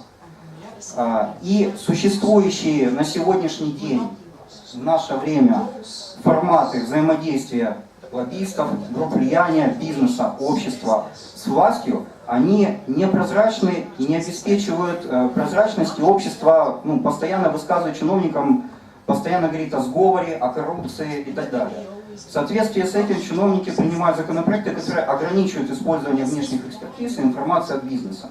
Если просмотреть эволюцию законодательства, ну даже взять США, это можно видеть. То есть постоянно идет ужесточение мер по использованию вот этой вот внешней информации. Можно следующий слайд? Мы, пока его не запускать, мы провели экспертизу Министерства инфраструктуры и выявили несколько основных направлений, основных причин, почему чиновники не используют информацию от бизнеса. Ну, во-первых, информация, поступающая от отдельных групп, не считается релевантной. И это правильно. Во-вторых, заинтересованные группы часто включаются в процесс принятия решений на заключительном этапе, когда у чиновников уже есть проект решения, уже есть точка зрения. И происходит не обмен информацией, не обмен знаниями и опытом, а происходит борьба мнений, скажем так, политическая борьба. И третья причина, тот язык, на котором бизнес, общество передает информацию, он абсолютно нечитабельный чиновникам, у которых свой лексикон. У них свой конкретный язык, на котором пишутся законопроекты. И очень часто заинтересованные стороны подают информацию не в этом виде. Запустите, пожалуйста, слайд. Мы посмотрели, какие есть тенденции вообще в мире по, скажем так, мы считаем, что проблема неэффективности GR-коммуникации – это чисто коммуникативная проблема. То есть информация передается в органы власти не в то время, не в той форме, не в тех условиях, и часто не теми людьми, может быть, даже от которых она нужна, и которые ей этой информацией владеют, у кого она есть. Вообще это странно, что в наш высокотехнологичный цифровой век проблема коммуникации решается сложно. Электронные технологии, цифровые технологии буквально взорвали рынок в течение 10 лет.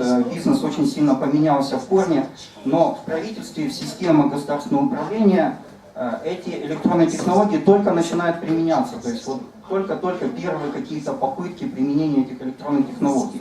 Мы посмотрели, как это происходит в мире. Мы сравнили индикаторы открытого правительства. Вы знаете, есть такая инициатива, в которой участвует, по-моему, 114 стран. Оценивается каждый год международными экспертами. И оценка проходит по следующим показателям: открытость информации, возможность обжалования решений органов власти, ответы на запросы общественности и непосредственное участие групп влияния в политике. Мы провели анализ по всем странам, что произошло с этими показателями в течение с 2014 по 2017 год.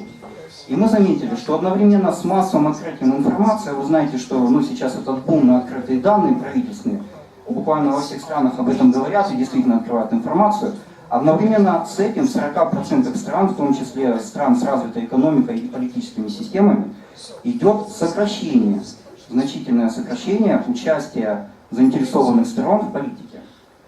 Здесь на этом графике показано на примере Украины, но 40% стран эта тенденция затрагивает. Почему это происходит? Мир развиваются электронные коммуникации, технологии. И под давлением общественного мнения чиновники правительства разных стран вынуждены и потихоньку GR-коммуникации переходят в электронную область из реальных обсуждений. Конечно же, останутся и будут мероприятия с общественным обсуждением, такого плана.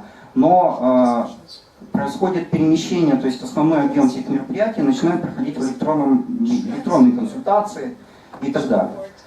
Существующие технологии правительства, они направлены на открытие данных. Технологии, направленных на совместную работу заинтересованных групп с правительством, их практически не существует, они только зарождаются. Вот поэтому мы видим такую тенденцию, мы считаем, что со временем проблема коммуникации с правительством она будет только ухудшаться именно по этой причине. Можно следующий слайд? В начале следующего года Национальная лига транспортного бизнеса, мы работаем над этой проблемой, совместно с Министерством инфраструктуры приступает к реализации пилотного проекта, это исследовательская инициатива, технологической платформы коллективной работы над политикой. В чем заключается суть работы этой платформы? Она направлена не традиционно на обеспечение баланса интересов, как работают в основном консультативные органы при органах власти во всех странах, она направлена на предоставление бизнесам и обществам власти знаний, компетенций и опыта. То есть конкретных знаний по решению конкретных проблем. Релевантность, баланс интересов, общественная направленность, это все обеспечивается самим форматом работы платформы. Он прозрачный, он доступный, ну, обеспечивается широкий доступ. Эта платформа, она состоит из 3 блоков, и суть ее заключается в том, что директораты министерства на раннем этапе принятия решения, когда еще у правительства нет решения, размещают информационный запрос с конкретными вопросами для всех желающих принять обсуждение о этой проблеме. В этом случае группа влияния получает возможность участвовать в принятии решения, в подготовке, в общем-то, на самом раннем этапе. Чиновники получают системный доступ к экспертизе общественной, а искусственный интеллект, технологии, которые встроены в эту программу, обеспечивает приведение общих точек зрения к какому-то консенсусу и выпуске документа на понятном для чиновников языке. Заканчивая выступление, хочу сказать, что это исследовательский проект в области GR, и сама архитектура платформы, она построена так, что имеет гибкую конфигурацию и позволит менять алгоритмы ее работы по мере работы. То есть мы будем, изучая сам процесс, приспосабливать и развивать это направление. Спасибо за внимание. Thank you. I'm sure there will be a lot of questions about this technology later. Now, Mr. Rollison will have the floor. I would really like to ask you a question before you speak, because I was really very much interested about what your colleague, your former panelist said about cyber peace and this Congress that is being prepared for the anniversary of the armistice in November, I think it is, in Paris. So, is cyber peace possible thanks to big data and intelligence on big data? And how important it is for government affairs now, this new situation in which companies, which are lobbying normally, but turn into actually public service companies, because I can assume that Microsoft and other top technological companies are helping governments fight against cyber war. So is there a new vision or a new dimension in government affairs in technology companies? That's a good question. Thank you. Maybe this... I can share with you. I think, okay, that's better. That's a very good question. It does depend a bit on the issue, I think. On government affairs does get complicated for those companies that are also selling services to governments. So sometimes sales activities are also blurry with government affairs activities. Governments are often customers. Not for everyone. Most of the time our interaction from government affairs is on the policy level, saying why a particular policy has a particular impact and maybe why it can be improved. But it gets complicated when you're talking about procurement, because governments are using software, they're using equipment, or even manufacturing companies that are selling some of their products and services to government officials. And then the lines with government affairs and sales starts to get a little blurrier. And it's all the more important then that you have the ethics procedures in place. And you see so many rules around public procurement, transparency, bidding requirements to make sure it's a fair process. I think what we're trying to do in the cyber space, getting to that question, is trying to drive more conversations around norms in that space. If you think of the offline world, and we think about warfare and things like that, there are certain norms, whether it's Geneva Convention, norms like during war you don't bomb hospitals. Well, we need to have similar type of discussions around what type of norms you have in cyberspace. If somebody launches a missile from one country to another and causes harm and damage, well, there's NATO, there's systems in place to say who did it and how we're going to respond, and there are protocols in place. But if someone is able to hack a network and create an explosion somewhere else, there's not the same reaction, there's not the same response, because it's harder to attribute. Maybe it's an actor not representing a country, but launching an attack from a particular country that authorities in that country are also trying to stop. So it creates new tensions, but there still was an explosion, and there still was a loss. We need to address that, and we need to have a more common approach to something like that. I think one of the commitments that we're keen to see other companies make is, commitments to defense only. So commitments to not making software that can be used for offensive purposes. Naturally, there'll be some governments that are more open to that idea than others, but that's where the peace element comes from here. You're going to see more and more proliferation of these type of activities, and I think before it goes in too many different directions, it would be good to have a more global, even conversation about what's acceptable and what's not. So we're trying to help share our experiences there. It's not just in a defense and warfare context, but also protection of elections, attacks on things like that. What type of software and technologies can we bring to help protect and defend democratic processes from those who may wish to interfere with it? How can companies partner with governments in still an impartial way? Because there's always governments who can manipulate that the other way around. We don't want somebody using technology to go after opponents in a particular fashion. But then we get to government affairs and the way that it starts to shape campaigns and the different tools that are possible now because of technology. And it really is impressive. I think Brussels was much different 15 years ago in terms of the way we would engage and the type of information you could gather about a particular policy or a topic that you're working on. There's a lot more tools now that speed up your work. And it's not just email, it's learning from campaigns where you can measure sentiment analysis. We can find how well a particular message is received by a particular community. How many people are clicking on the email that we sent? How many people are reading that? How many people are going to the position paper with the arguments that's on a website somewhere? It's easier for politicians, of course, to use technology to get in touch with their constituents. I always think it's funny that we spend a lot of time talking about privacy policy, and some of the politicians with whom we work on that, doing everything they can to strengthen privacy rules, will show them visualizations, and all of a sudden when they see the potential for getting more detail about elections and processes, all of a sudden they don't care about privacy as much. But there's a lot of interesting, exciting ways technology is helping support government affairs professionals in developing campaigns, executing campaigns, learning from campaigns. So we're happy to be a part of that. We leverage a lot of our own solutions in that space. We make a lot of these solutions available for others. And it is allowing for more creative ways to engage. So.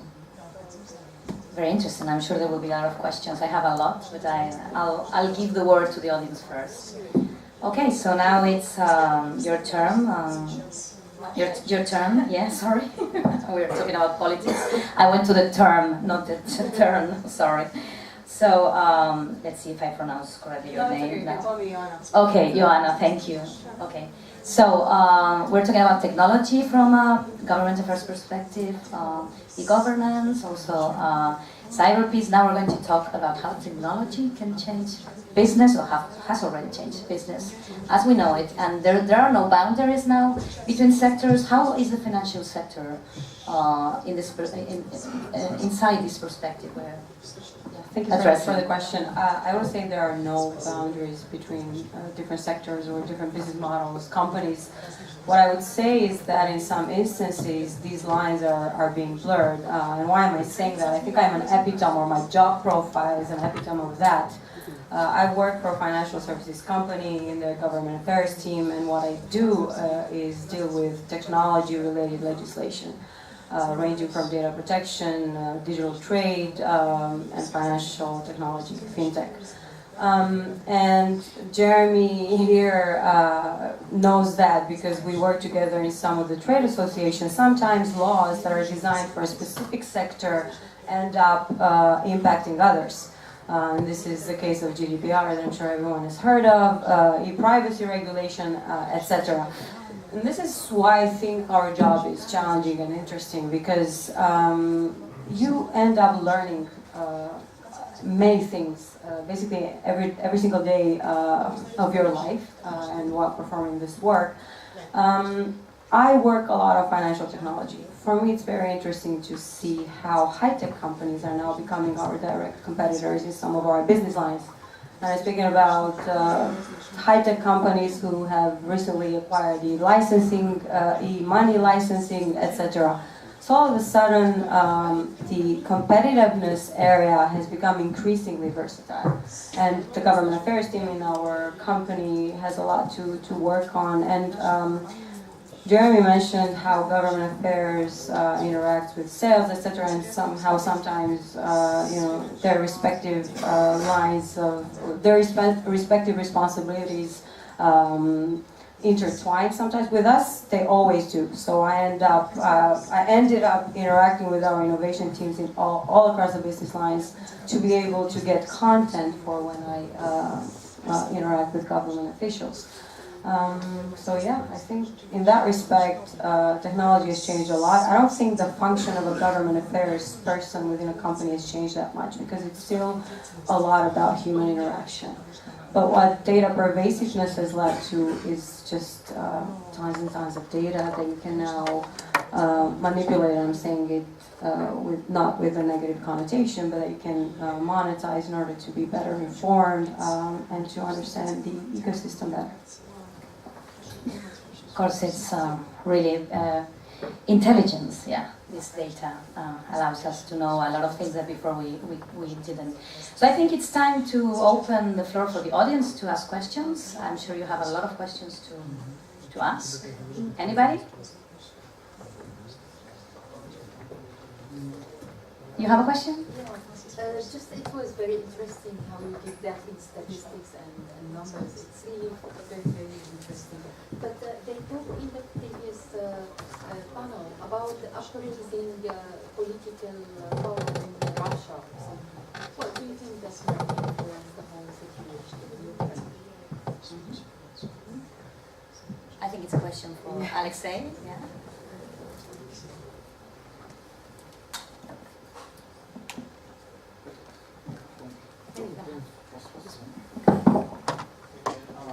Можно вопрос уточнить, только более конкретно? Shall I repeat? Yeah. So there was a discussion in the previous panel, just a remark, that there was an uprising political movement in Russia.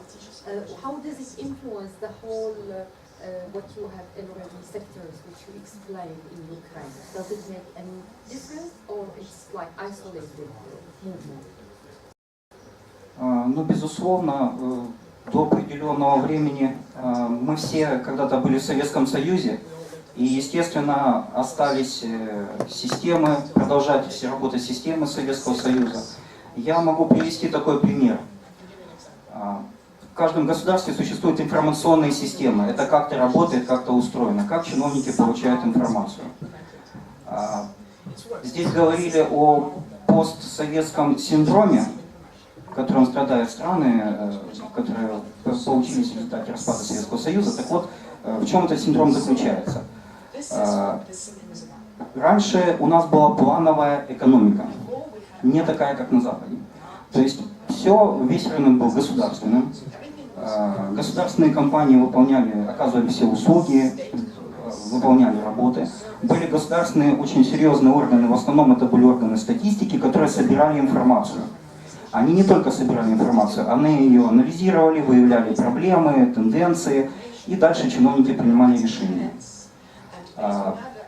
Независимая Украина, а системы информационные остались прежние.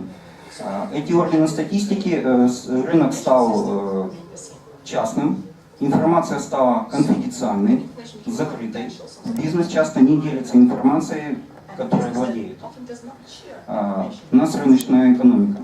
В связи с этим чиновники сейчас принимают решения при остром дефиците реальной информации о состоянии рынка. И вот эти технологии, которые развивает Microsoft, они позволят именно собирать большие данные о фактическом состоянии. Я понимаю, что я не совсем ответил на вопрос. Конечно же, у нас остался и представители российского бизнеса, и все это группа интересов. Мы все разные, у каждого свои интересы, и это нормально, мы живем в таком мире. Даже находясь в семье, может быть вечером кто-то определяет, кто выносит мусор, муж или жена. Это нормально. Главное, что должны быть созданы такие прозрачные, понятные условия, которые позволят прийти к консенсусу. В Украине очень большая проблема заключается в том, очень много активных общественных организаций, но проблема заключается в том, что нет единой позиции по многим вопросам. Мы приходим к чиновникам с разными мнениями, и при них у нас происходят баталии, обсуждения. Чиновники ждут, а потом говорят, а давайте так. И принимается какое-то, ну, наверное, не совсем эффективное, не самое справедливое решение. Поэтому вот опять же, возвращаясь к этой платформе, одна из основных задач ее — это создание единой площадки, консенсусной площадки, которая позволит на раннем этапе, до того, как чиновники будут принимать решения, это обсудить в обществе, прийти к чему-то вот единому, и благодаря элементам искусственного, технологиям искусственного интеллекта это становится возможным. Очень сложно общаться в реальности, мы все разные. Электронные технологии они сближают и позволяют прийти к общему мнению. Okay, we have another question. Thank you.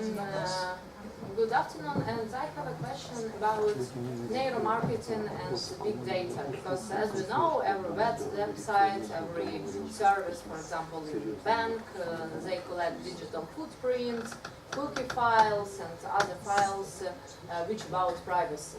And also, for example, in communication, they can use neuromarketing. For example, it's analysis of customer in social media and influence. I think that it's global ethical issue, but it's interesting to see position of business to these tools. For example, if we talking about pools, it's okay, yeah, because it's pool and people set his position, okay. But big data analysis, it's not about pool. So how, for example, you did you have a problem, for example, in Citi or in Microsoft with that type of question? And the last scandals with Facebook, is it connect also with banking sphere, with Google, with Microsoft, so with high-tech business? It's a good question because you can answer it from a number of areas, right? On one hand, there are legal frameworks in place that govern what type of access you can have to someone's personal data, under what conditions.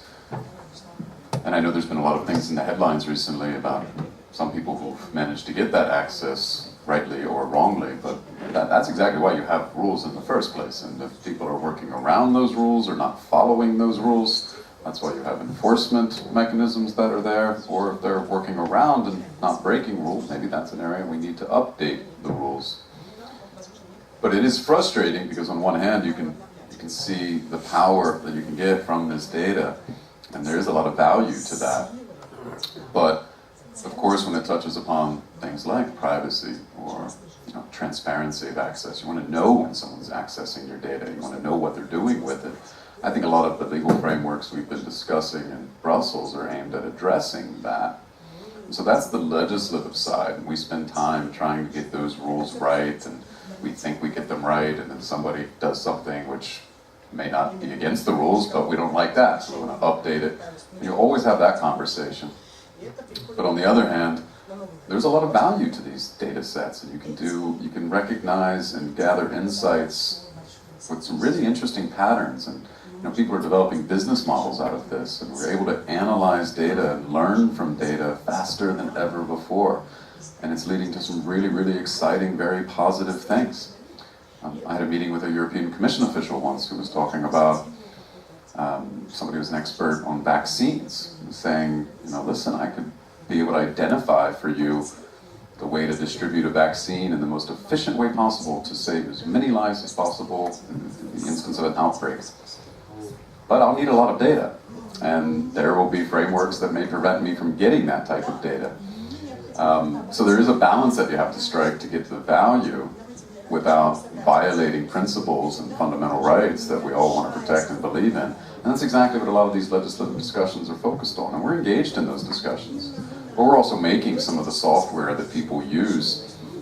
As I mentioned earlier, there's businesses, traditional businesses, that are using these software to get more insights and learn more about their products and services and ways to make them better. And it's really exciting and it's really innovative.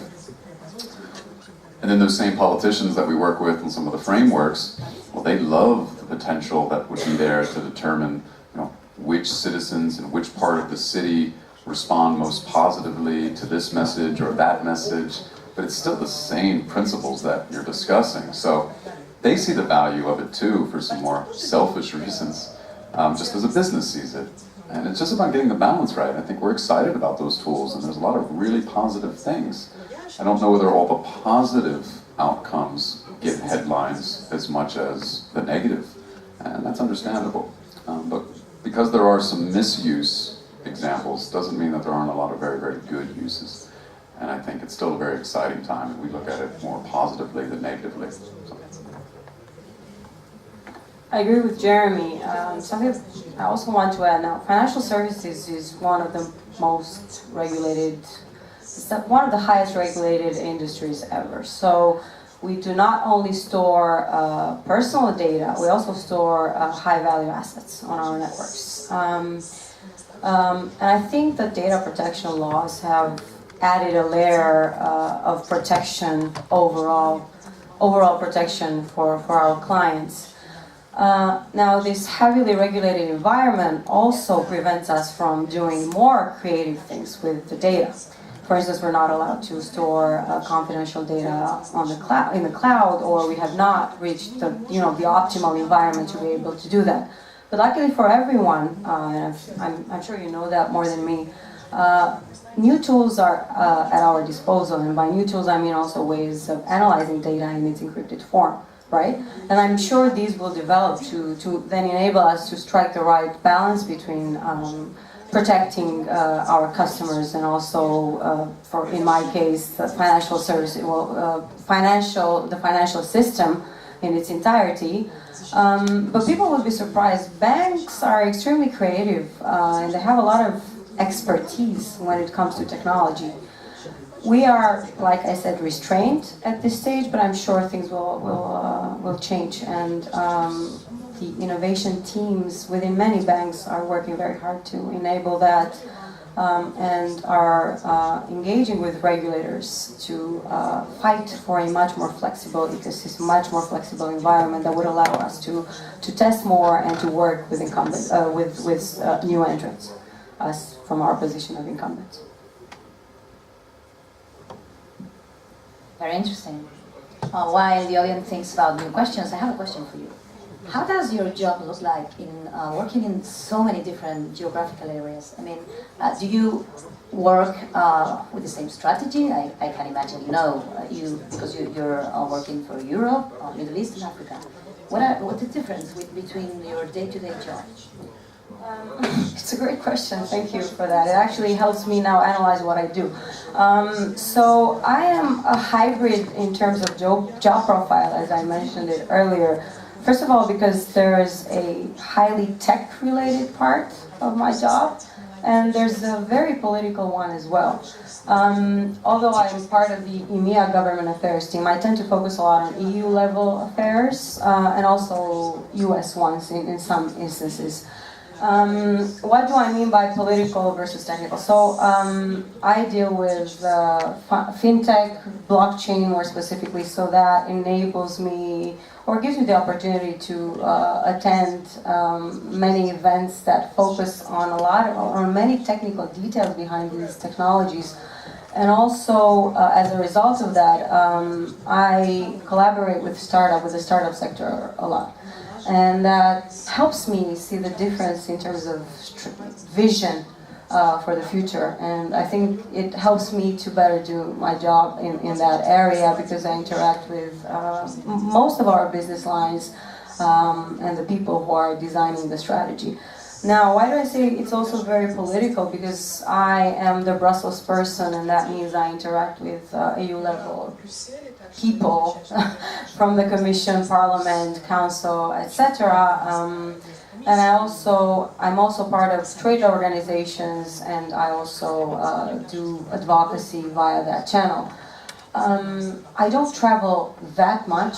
It's mostly Brussels, London, and the US 2-3 times a year. But the fact that I'm traveling helps me build that overview that I've mentioned before. and helps me understand things differently because depending on geographies, even our own business looks differently and our priorities are different based on the specific region. So I think that's quite an important element of my job. Any questions? Okay, I'll ask one question to all three panelists. Data have generated a lot of opportunities with data, but also a lot of crises. So what's your vision from your own sectors about this? I mean, are data really dangerous, big data? I mean, when they're in the hands of people that may be dangerous, how can this danger be addressed? And are they more an opportunity than a danger and a challenge for governments, for companies? Will they work together to address these challenges?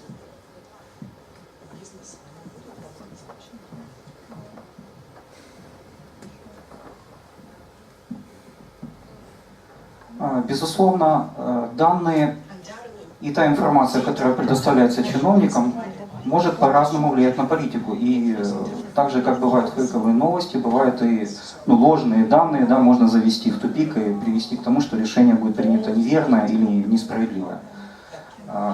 Дело в том, что использование вот таких вот платформ технологических для совместной работы, вот, если говорить о банковском секторе, Всемирный банк буквально 3 года назад реализовал инициативу, они пришли к чему? Что когда нужно собрать информацию о какой-то проблеме, у них там порядка, по-моему, 70 тысяч сотрудников, которые обладают разными компетенциями, но очень сложно найти нужного человека, который обладает вот необходимым знанием. И такие технологии развиваются, но все эти технологии зависят от политической воли. Сегодня чиновники принимают, или этот чиновник принимает это решение, другой не принимает. Решение проблем, в том числе безопасности информации, это использование технологии блокчейн для решения социальных проблем. Сейчас эта технология используется, она возникла в банковском секторе, она используется в плане финансов, да, там, учетов каких-то, как бухгалтерские распределенные книги. Сейчас международная группа GoFlab под руководством Бет Новак, это бывшая помощница президента Барака Обамы, которые инициировали вот это открытое правительство, они занимаются изучением применения вот этой технологии блокчейн, которая не позволит внести ложную информацию, которая работает как децентрализованная система принятия решений на основе консенсуса, вот для именно политических целей. И здесь основная проблема, я думаю, Microsoft с этой проблемой очень знаком, она заключается в том, как идентифицировать личность. То есть до сих пор во всем мире еще не знают, вот как идентифицировать, что это именно этот человек. Там не бот или не какой-то другой человек. Вот эта проблема очень серьезная, и она граничит, конечно, с персональными данными. И вот в основном сейчас все развитие относительно открытых данных идет по линии защиты персональных данных и в то же время необходимости, эволюционной необходимости расширять эти технологии.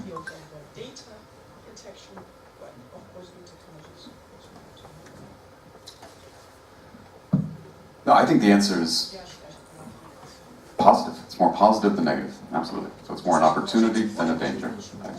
I think we often refer to it as like a fourth industrial revolution now, with advances in computing technologies, proliferation of data that's being produced more quickly than ever before. There's a lot of opportunity there. It's changing businesses across the world. So we think it's overwhelmingly a positive and opportunity type situation more than negative. But of course with any new technology there's new challenges that come up. Some that might not fit into the legal frameworks that we already have. Everyone's always understandably sensitive about his or her own personal data. I don't think that's ever not been the case. In 1800s, 1945 in particular, people of course were concerned about access to one's personal data and your privacy. Now it's more challenging because there's more data and there's more ways for people to potentially abuse that data. And I think that's where we always want to focus, the misuse of some of these things. But on the balance, I think the answer is definitely positive. We see just a lot of tremendous opportunity about what you can learn from these different data sets and leverage new models, leverage new insights. So it's overwhelmingly positive. But we got to get the balance right, and it goes beyond just personal data. It gets very complicated when You think about private companies, of course, who can misuse that data or not protect it well enough, and then it can fall into the hands of the wrong people. But what about governments trying to get access to that data? What's the role of companies in that space? Especially as a cloud operator, we're competing with other service providers to convince people that, listen, bring your data to our cloud and look at all the things you can learn from it, look at all the things you can do from it, make your business more effective, and that's exciting. But we have to be able to convince them as well that it's safe with us, that no one else will have access to it, that it'll be their data, they control it, they can use our software, but it's their data. But it's different than putting your money in a bank, where if the bank gets broken into or burns, you have insurance, right? And I'm not saying anything about Citi, of course. It's a different model in the sense that if we lose a customer's data, there's not the same type of insurance that can protect that data. If you have financial records of 50 years and a data center explodes, well, what happens to those records? Well, in our case, we have backups. We have backups and backups and backups. But it's a different model where you're talking about trying to get customer trust. It's similar to banks in some ways, but it's also a little bit different. And all the questions then come up. When will the government be able to access this data? Under what circumstances? Will you tell me if the government is trying to access this data? And then we have to have conversations with the government and says, you know, we want that data. Why aren't you giving it to us? You know, we're going to tell everybody that you're not helping prevent attacks or you're not helping prevent this. But we're caught in the middle very often in these debates. And I think we need to have that broader discussion at a democratic level to find out where the balance needs to be. But we're happy to be a part of that. And I think overwhelmingly there's more opportunity here than danger. But the challenges are real and we just need to get the balance right and keep up with technology as best we can. I'll make it simple. I believe technology can bring improvement to everything. And yes, jobs might be lost. Yes, jobs might be transformed. But I look at it from the angle of actually giving the opportunity to those people whose jobs have been morphed into something else to better themselves or to try to learn something new, to aim at something more challenging professionally. One of the main reasons why I'm fascinated by blockchain technologies is because they've enabled trust to be performed in a new way, via code.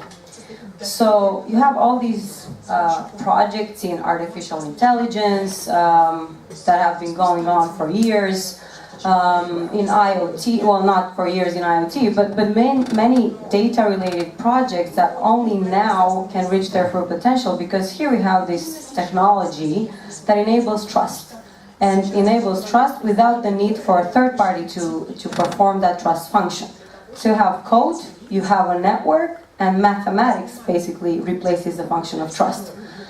So that's why I believe technology can create improvement. Of course, there are challenges around it, but how about our own personal responsibility? Because everyone speaks about protection, but we could add to that by streamlining or becoming more responsible with the way we use our data. And that's why I think the next era of the internet, I'm sorry about that, where we would see something more than platform monopolies and a stronger movement of open source and decentralization. That's why I think the next era of the internet will enable people to monetize their data better. Because today I want to say we are at the disposal, but we still have to filter through some of the companies. The future will enable us to choose who we share our data with, how we can monetize it, how we interact with other businesses, etc. So, as a conclusion, I tend to see the positive part of it. It's not only big data, it's just technological transformation of society, and we're just very, very much at early stages. We don't even know what that would develop into. But I think if we all get involved in the right way, we can shape it that it becomes beneficial to all of us. Thank you. We have a question on the gentleman in the back.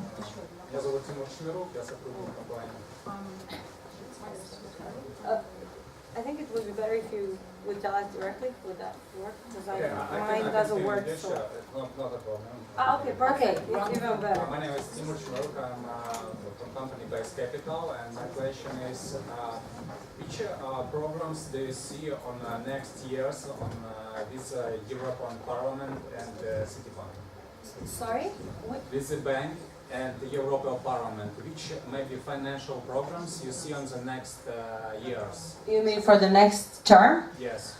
I don't know what you mean by financial programs exactly. Какие-то совместные бюджетные программы, возможно. Probably common budgeting programs or something like that. We don't. I mean, some of our businesses service institutions via our public sector group, but we don't engage with the Commission on the European budget or with the Parliament for that matter. This is not something that we do. So, of course, different business lines, as part of our bank, provide services to institutions and governments across the world. But we don't work on the European budget. That's why I wanted you to clarify what you meant by financial programs. We don't have a PPP, a private-public partnership type of arrangement, if that was your question. Потому что в странах СНГ существуют совместные программы, например, с EBRD, IFC, по финансированию определенных сфер, которые они выделяют для себя приоритетными. Поэтому я подумал, что существуют у вас какие-то приоритетные сферы, которые будет для себя выделить. If we might have, so I only heard 2 words from you. If you, I didn't understand. Can you please summarize what he said? Смотрите, в странах СНГ существуют целевые программы совместно с финансовыми фондами. Возможно, у вас существуют какие-то также программы, которые запланированы на будущие года. Совместно с Европарламентом. Или здесь такого нет? So, as so happens, I used to work in the European Parliament before and used to work on all the financing programs, so I know what they are. The major ones that would enable cooperation with the banks are the ones within EFSI, the European Funds, the European Fund for Strategic Investment, that also has a venture arm, the EIF, and that enables collaboration between the EIB and enables a lot of PPPs that I referenced earlier. We do not engage with the European Union on any of these funds at EU level. I am not aware of what my colleagues in the business operations in your area are doing. They probably, I don't know, they probably interact with governments there or have common projects, but at EU level we do not. So at EU level, CitiBank, because that's our legal vehicle here in Europe, does not interact with EU level funds. And like I said, the most important one is FC and mostly the programs enabled by the EIB. So, no.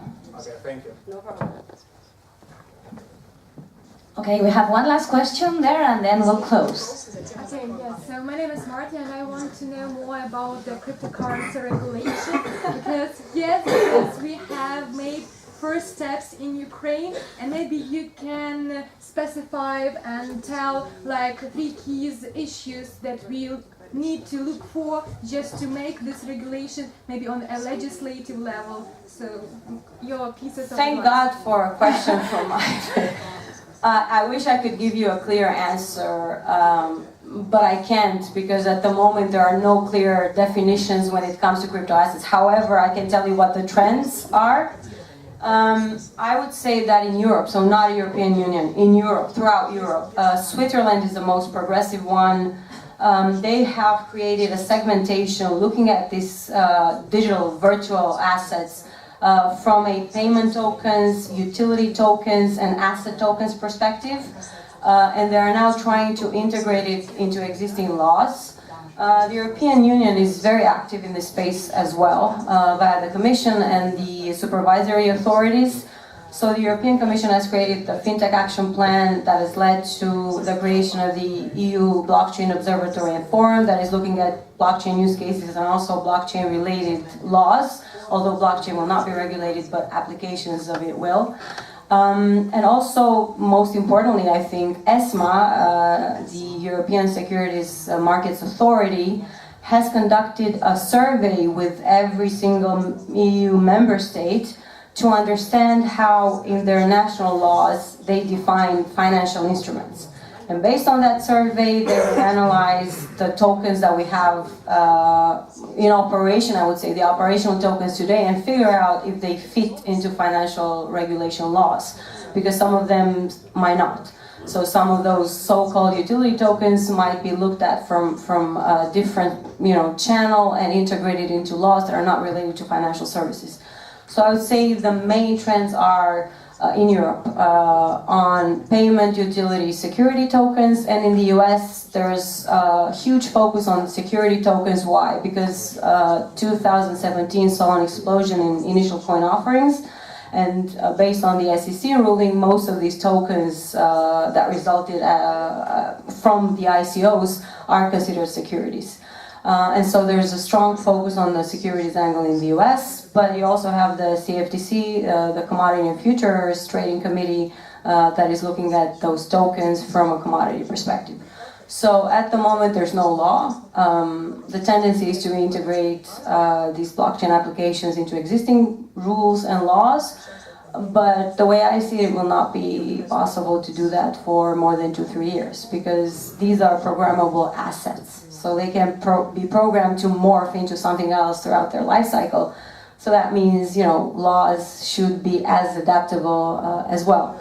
But we'll see what happens. It's still incipient level. It's still frontier technology. We'll see what it develops into. But I myself am very excited about this space, and I'm happy to say that institutional investors have started to step in, which will give a different feel to the market, because it's more than just speculators and people who want to make easy money. It's beyond that. Thank you. Well, thank you very much. Thank you to all our wonderful panelists. I think we have all learned a lot today. We've shared quite a productive dialogue, and unfortunately we have to close because it's lunchtime. So thank you also to the audience for your participation. And after lunch, for the environment that people live in, infrastructure good for tourism actually benefits first and foremost the communities that live there. It helps the preservation of cultural heritage, it contributes to the creation of a European citizenship mentality, and so on and so forth. So actually tourism is important, and figures are really impressive. But what we've seen, and the reason why this initiative started, the Tourism Manifesto for Local Jobs, is that when the Commission changed now 4 years ago, we saw the budget for tourism being cut half, and also the human resources dedicated to tourism, the so-called tourism unit in DG Growth, being cut in half. So we were shocked from that, and we said, okay, we need really to do something about it because tourism matters. And another trouble with tourism that we tried to solve with the Tourism Manifesto was actually, it was question raised by that time Director General in DG Enterprise, which now is DG Growth, and he said, listen, I do understand tourism is a very important industry. I come from Spain and I really understand that it can be a huge driver for the economy, but if I want to speak about tourism and what the Commission could do about it, there's nobody to speak to. There's nobody coming to me asking for anything, and if I want some expertise, it's very difficult to find any organization which is readily providing this. So enter the manifesto, if you could switch to the next slide. What we did is, this is an informal, could you go to the next slide, please? Next slide. Yes. The Tourism Manifesto is an initiative, it's not an organization, it's an informal think tank that unites more than 40 organizations here in Brussels. What we did realize is that the tourism sector is indeed very vast, and it encompasses a lot of different organizations covering different parts of its value chain, which is quite long. So we discovered more than 50 organizations sitting here in Brussels, which are somehow connected to the visitors economy. And we had to unite those organizations under a common voice. And you can imagine this was not an easy process because it is a wide spectrum of interest, and sometimes it was diverging interest. So what we created, we started by exactly showing, drafting together the benefits of tourism and agreeing on the fact that there was a need of a holistic European approach to tourism because all the EU policies affect the industry, and we did need let's say, a more centralized view. Tourism is not a regional or national issue, it's actually a European issue as well. We named the initiative Tourism Manifesto for Growth and Jobs also because tourism is the biggest job creator in the EU at the moment. So if you could please go to the next slide. The exercise, of course, implied setting up priorities which were important for the whole sector without stealing away from different organizations their own job, defending their own interests. And we did an excessive consultations. We came up with 8 priorities which impacted the whole sector. And these key priorities actually all seek to ensure that Europe remains competitive as a tourism destination worldwide. We continue to attract the same number of tourists. And this is exactly what the Treaty of Lisbon commands the Commission to do, because what the Union should create in this case is a favorable environment for the development of undertakings in the tourism sector. So all these priorities focus on that. Next slide, please. So the Tourism Manifesto, this was the text of the Tourism Manifesto with all the signatories behind. We presented this, so here you can see these are some of the logos of the organizations created through the Tourism Manifesto. Now we are more than 40. We are an informal group, if you can go to the next slide, but we did need a structure in order to achieve results and in order to actually be efficient. What we did was we created a steering group, which members are 10 members each covering one of the priorities listed in the manifesto and acting as the driving force behind it. So they follow what's going on those topics, they inform the other members of the manifesto, and they lead the campaigns, lobbying campaigns that are actually related to each of those topics. And the organization that I work for, the European Travel Commission, it was one of the 2 organizations who actually started this project 3 years ago together with the European Cyclist Federation. And we've been the chair and the secretariat ever since the creation of the manifesto. So if there are 2, next slide please. We've done many things since the manifesto was created, but if I have to actually focus on the 2 main reasons why the manifesto proved to be so efficient and so relevant, if you can go to the next slide, I will focus on 2 things. The function of the manifesto group as a think tank. In the tourism industry, we really needed a little bit more structured approach. We needed to communicate more with each other. We needed to join our efforts because we were working in parallel, we were doing the same things, and we were actually competing with each other when we were doing campaigns on the same topics. So this was very important. It's been going really good on that side. And of course, the other benefit was that we had to sit down together and come up with a very concrete list of challenges that the EU could help us solve in the short-medium term. We did a short-term work program in the beginning of the creation of the manifesto in which we outlined the main challenges and how actually the Commission and the other EU policymakers could help us solve. And this was a very healthy exercise which had never been before, believe it or not. So those are the 2 things that really we are really proud of. So now it's the manifesto. Next slide, please. The manifesto started out really good. It attracted a lot of attention immediately after its creation, and actually now we are in constant dialogue with Commissioner Binkowska, with President Tajani, who is also a big supporter of tourism, has always been ever since he was a commissioner, and with the European Parliament. And we see that the manifesto is recognized as, you know, the body to speak to if you want to talk about tourism and consult it on all the important different topics such as visa facilitation was the latest one, the new visa policy being prepared now by the Parliament and the Council. So we did see that our main aim to have one body representing tourism was fulfilled. Of course, there are a lot of challenges in the future. All the 8 priorities that we set up still to be tackled, but we're looking forward to doing that. And maybe I finish it here, and then we can have some questions. Thank you.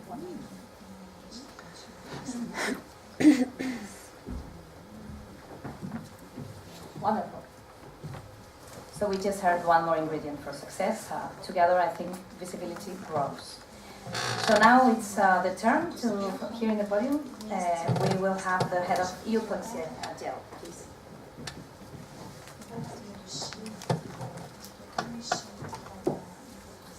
Well, thank you. It's a pleasure to be here. Unfortunately, I don't have any fancy slides, so I'll try to get your attention by what I'm going to say. And for those of you who do not know, Yelp is about online reviews. It's about consumers who get to discover local businesses. When you're walking down the street in Brussels and you're looking for a bakery because you need to try the local specialty, then you can open the app, the Yelp, and then find the local business just next to you on the other corner of the other block, and then get to discover the taste of Brussels. So talk about successes. I think it's also related to the tourism. Because when it comes to online reviews, I think online reviews are an integral part of the tourist sector, because like hotels, restaurants, they all rely on customers' feedback. To make the link with the Brussels environment, there's been a lot of discussion about what's the role of online big platforms and who should be responsible for the content that consumers are putting on those platforms. It might be copyright protected content, it could be about fake news, it could be about anything that anyone is sharing. And the big question among policymakers is like, who is responsible to police those platforms? Who is responsible to make decisions whether something I'm posting is fake news, whether something I'm writing is a fake review? So there's been a lot of discussion, and unfortunately this discussion is driven by the big tech platforms like Google, Facebook, who, in my view, they do not assume their responsibility. So in this context, we were faced with the question, what about online reviews? Are they reliable? How can we make sure that what consumers, customers are putting online about the service that they're using is true, and they are not abusing the system simply because they do not like a business owner, or you do not have a business owner writing nasty comments about a competitor. It's a big issue because online reviews can really make a business a success or a failure, and has a lot of influence on what the decision by consumers. So we are facing this question: what should we do? How can we be proactive? And I think when it comes to lobbying and advocacy efforts, you need to be proactive. You should not wait for policymakers, for legislators to come up with a proposal and then you're going to deal with the proposal. That's too late, because it's someone else's idea. So to be successful, you need to be proactive and try to put your own issues on the agenda of policymakers.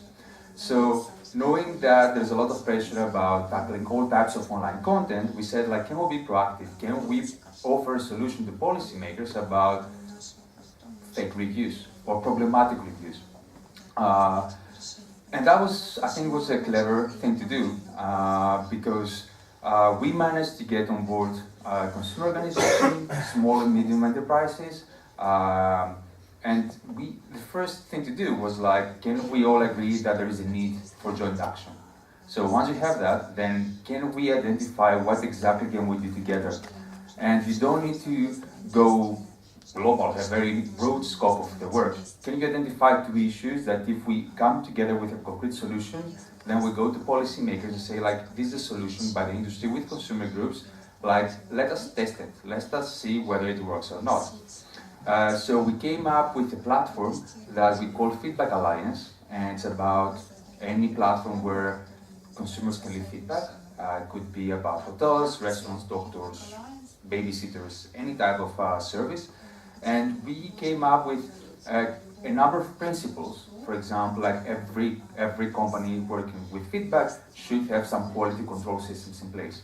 Should have a specific human team that's going to check whether a review is problematic or not. And should have a system in place that would allow for anyone to notify us whether a review is problematic or not, because you cannot you cannot proactively go and check every single review. You rely on the community to say, like, to flag the content, say, like, this is problematic, you know, this review doesn't seem reliable. And you also need to have technology solutions, quality control systems based on technology, automation within the company that will be able to make some assessment of reviews. So that was the first step. We came up with the principles, and then we said, like, okay, let's take it to the policymakers. We took it to the policymakers. The first reaction was positive, because 2 years ago, the European Commission came up with a communication about online platforms. There's a lot of concrete measures, legislative actions. And then when it comes to online reviews, it's simply a call on the industry and the consumer groups to work together to come up with solutions. So our idea made it to a text with no legislative value, but coming from the policymakers. And then that was not enough, so we need to continue with our homework. So we continued developing best practices, and then we took it also to international level, because ISO, which is like the International Standardization Organization, they started working on a standard about online reviews. And that's an international forum where you have like governments from different countries, not only European countries, you also have like China on the table. And when it comes to online reviews, you can imagine a position from China will be completely different from a position from a European country where the focus is on freedom of expression, whereas in China it's more about censorship and controlling the feedback left by consumers. So it's been an interesting, exciting work, and a couple of months ago, just before the summer break, ISO came up with a final standard on consumer reviews that's now in the process of implementation. And again, the Feedback Alliance, we are still working to see how can we encourage those small players who do not have a system in place to control reviews to take the ISO and develop to use that as a standard for their own organization. So the main lessons learned so far is like you need to build alliances when it comes to advocacy work. You need to be proactive, and I think it's always better to have a very concrete and clearly defined scope of work. Like you might have amazing ideas, but it needs to be something concrete and you put it in paper, everybody's clear, and then you can take to the next step and see how you can implement this strategy. I'll leave it there and look forward to the discussion.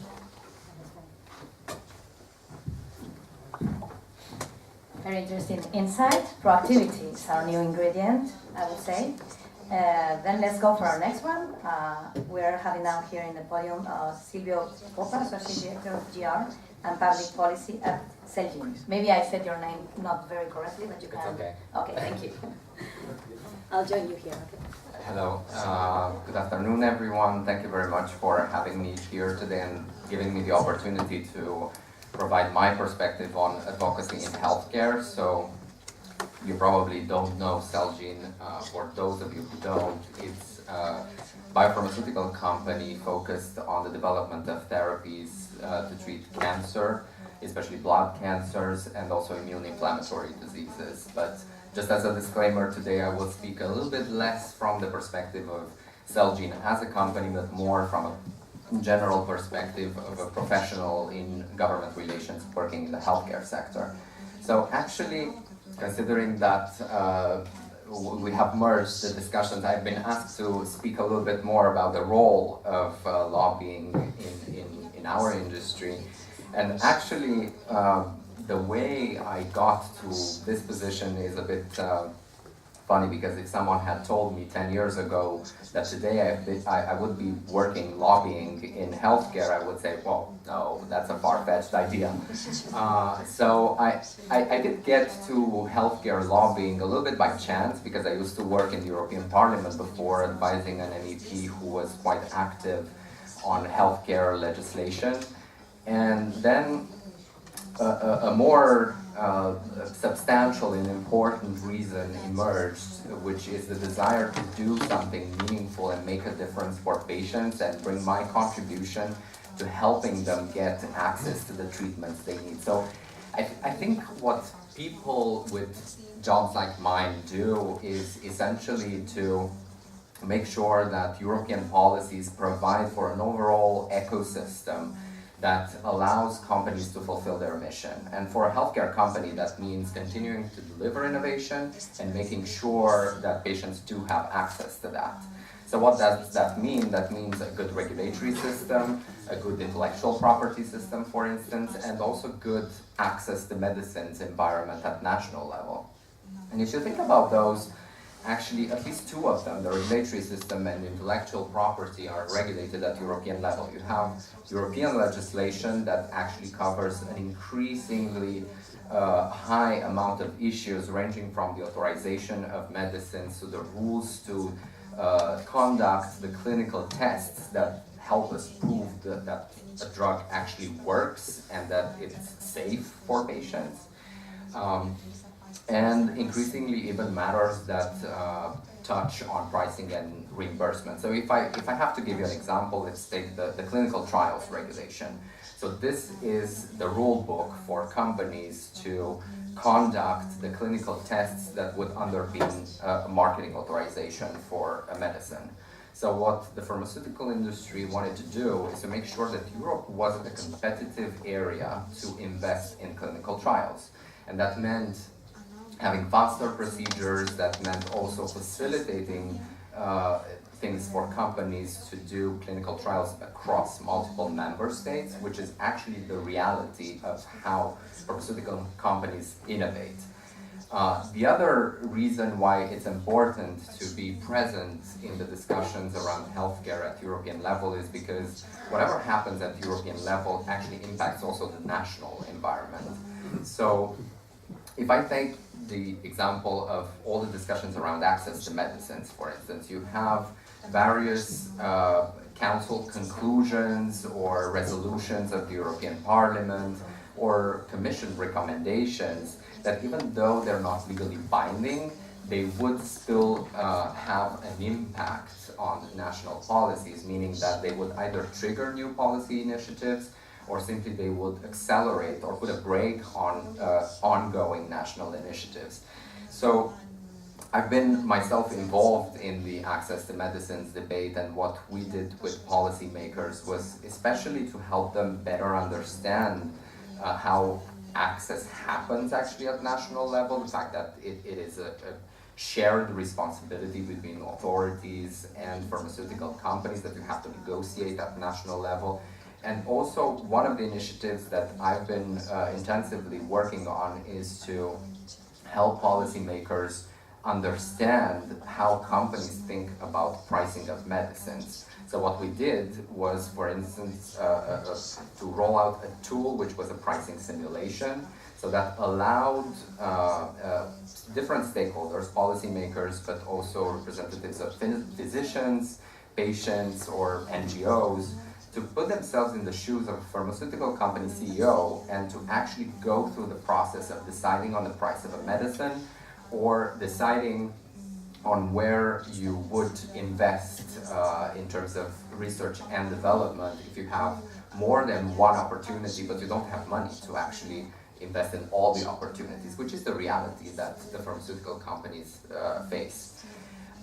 So it's really an exciting area to work in, but it's also a challenging one. And actually, we had discussed before about some of the challenges, and I'll just name them, and then we can maybe go into more detail in the discussion. I think healthcare advocacy is complex because the pharmaceutical sector is actually highly regulated. So before we heard from the representatives of CitiBank about finance, well, next to finance, probably pharmaceuticals are also the sector that is really highly regulated, and is regulated both at European level, but everything that has to do with access to medicines that happens at national level. So if you want an overall ecosystem that is positive, you have to work at both levels. The other thing is that it's highly technical, so that clearly affects the way you will convey certain messages. Access to medicines is also something that is emotional, so that's something you need to take into account in the discussions. And then there's also a reputational perspective that needs to be taken into account when it comes to pharmaceutical companies, and we are actually working hard to improve that and explain the value of our work in a more compelling way to different stakeholders. So I'll stop here and then happy to go into more details in the discussion. Thank you. Thank you.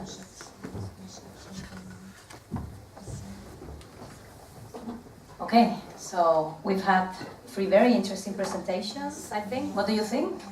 Any questions in the audience? Any opinions? Okay.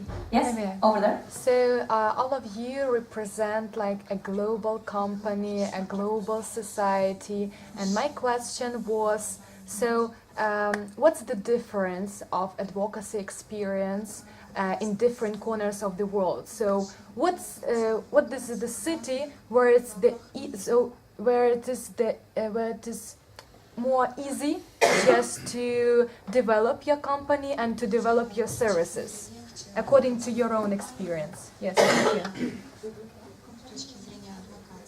Okay, I can go first. I think it's when you work for a global company, clearly my role is mostly EU, but let's say part of my job is also to work together with the affiliates of Celgene across Europe and in particular Central Eastern European countries. So I think it's a question of tailoring your advocacy strategy and taking into account the context of the country in which you operate.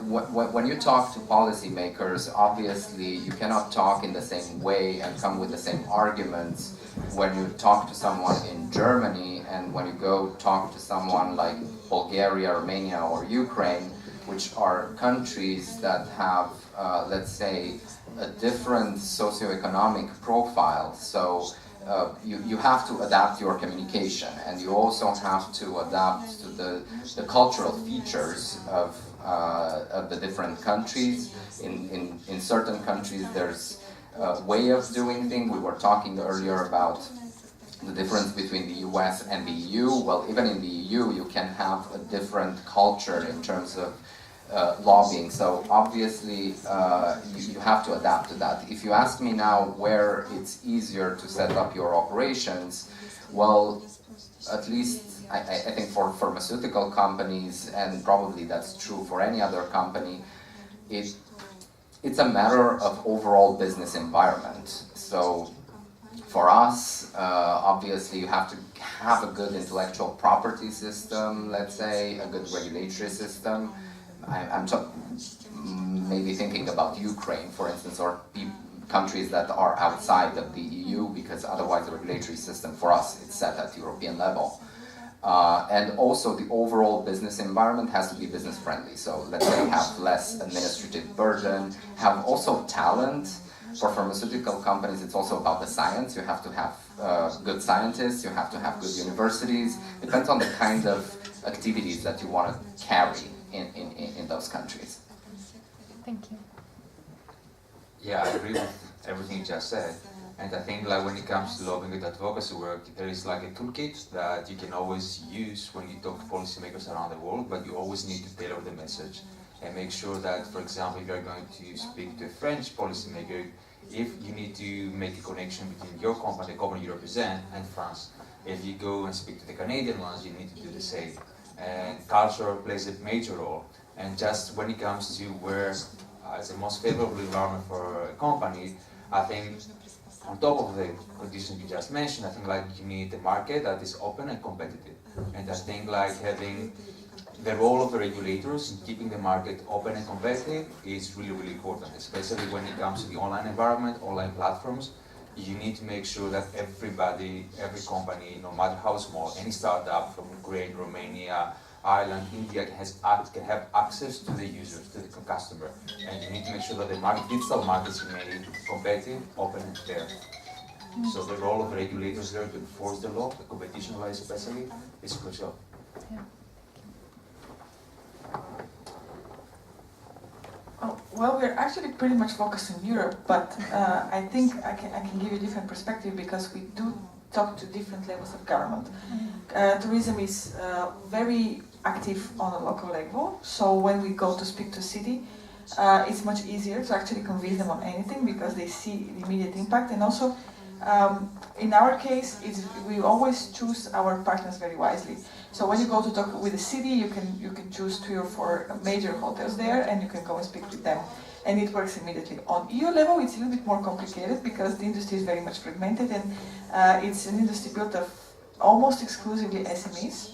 So it's very difficult to, there are very few very big names in the industry that can come to you to a commissioner and, support your case.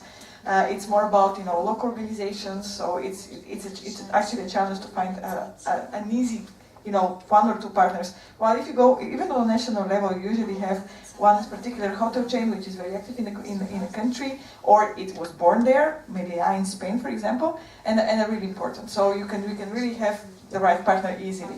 While on your level, it's a bit different. So a part of tailoring your message, also finding the best partners, it varies based on location. Thank you. Any more questions in the audience? I think it's okay. We have one question. My question: what is the main problem for implementation of the project? The manifesto project? Yeah. I think that one works. That's fine. Yes. Does it? No. Let's try the other one. Yeah. Okay. Yes. It doesn't. Sorry. Well, of course, every time, I think it applies to every alliance, and my fellow speaker here mentioned it before. It is, when you have to convert interests, there are usually one or two points on which you usually agree on in the very beginning, and this is the reason why you create something. An alliance is created, but then in the case of the manifesto, it's been going on for 3 years, and it's just been going better. So what we realize is that the priorities and the challenges that we found out in the beginning was just a very small fragment of what we have to face together as an industry, and we found it out because we were working together. I think the biggest challenge is finding your battles, but through time, because when there is a particular legislative proposal, it's very easy to say, okay, our interests converge on this, let's come up with a statement and leave it there.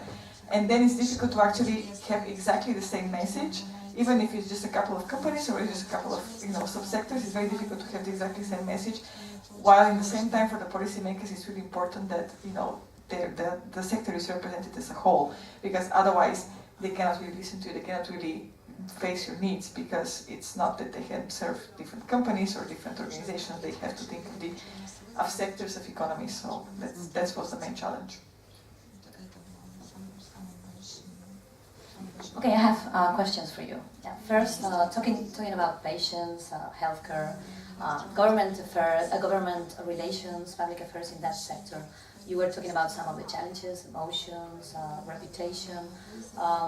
Tell us, share with us some success story, if you can, and maybe some crisis that has happened in the sector and that hasn't been well managed. So, talking to the successes, well, one of the things that we have done within Celgene, for instance, was to get more in a conversation mood with authorities and different kinds of stakeholders around the different challenges that we are facing in healthcare. So I was mentioning the pricing simulation tool, which was one of the tools designed to shed more light on how we think about pricing. And this is something that repeatedly authorities have been asking us. The other thing that we tried to do was to think a little bit more creatively about how we can get involved in these conversations and how to make sure that we're not finger pointing, but we are rather working together towards the solutions to the challenges that our healthcare systems are facing. So what we did was to actually do a movie, which was a short movie, and it told the story of an astronaut that was lost in space and that had to be brought on Earth. So that was a parallel, a metaphor for the experience of a patient that is somehow lost in the healthcare system because they don't receive the appropriate care and so on. And it showed really the power of collaboration between different team members to actually get to the patient what they need. So I think the main message for that was that it's important for authorities, companies, patient organizations, regulators, payers, and all actors of the healthcare systems to get around the table and to work collaboratively for solutions on providing access to medicines, but also keeping the healthcare systems financially sustainable. Now, that, to be honest, it's to measure the success, I would say it takes a long time, because it's about changing perceptions and changing the spirit of the conversation. But we already see that things are slowly changing, so increasingly we are talking more about collaboration, and that for us I think is a success. If I have to think about a crisis, I wouldn't say it's a crisis, but I think the whole discussion about access to medicines and pricing of medicines, you probably see many times, maybe especially in the US, not all that much in Europe, although in Europe it's also a different conversation, but the conversation is present. So taglines about the exorbitant prices of medicines and how pharmaceutical companies are actually blamed for not providing access to patients. So I think that is something that we need to further work on, and to explain the value of what we are doing, and also explaining the business model and make people understand all the complexities of access to medicines. Well, actually, I have a question for you too. In your sector, actually, we come from the health sector, highly regulated, and you have mentioned before that your company has been very proactive in promoting regulation. So I would like you to develop a little bit more about that, because I think it's really interesting. Yeah, so we're coming from the technology online platform environment, and then there's a lot of discussion around this topic, whether platforms should be regulated or not. And I think there's already a lot of regulation in place, that maybe the regulation is not being properly, there's poor compliance, maybe, with some of the rules already, existing rules. And also, like, authorities do not necessarily have the tools or the technical knowledge to enforce the law. And I think that's a challenge. So it's not only for the companies who, to give an example, like before the new data protection rules, or when it comes to consumer protection rules, so that means that if a company is providing consumers with a fake statement about any of the services on the platform, so you do not comply with the law, what's the worst thing that can happen to you? A consumer authority will impose a fine of 10,000 euros. So if you're Google or Apple, Apple actually is a good example, because Apple, they always say that they offer only 1 year guarantee for the iPhone, and they say that this is a legal requirement. That's not correct. Like, according to the law, there's a 2-year legal guarantee that any platform, any company needs to provide. And Apple is saying, like, yeah, we offer you 1 year, so they do not comply with the law, and the extra year, they say, we offer it as a commercial guarantee on top of the law to our customers, which is like completely incorrect. They're just like make misleading claims. So they do not comply with the law, but if an authority starts an investigation and they get to the conclusion that Apple does not comply with the consumer law, they're going to impose a fine of, I don't know, like 100,000 euros. If you're Apple, do you care about this fine? No. So it's like easier for some of those companies to not comply with the law, it's cheaper than to actually comply with the law. And that's a big challenge. So I think we need to shift a little bit the discussion around, should we regulate the platforms environment to, can we enforce the law in the online environment? Can we provide the tools to the enforcers to do their job? And I think that we need very strong sanctions. If a company does not comply with the law, there needs to be a deterrent effect of the sanction. If Google does not comply with the law, if Facebook mishandles personal data, they need to be afraid of the sanction.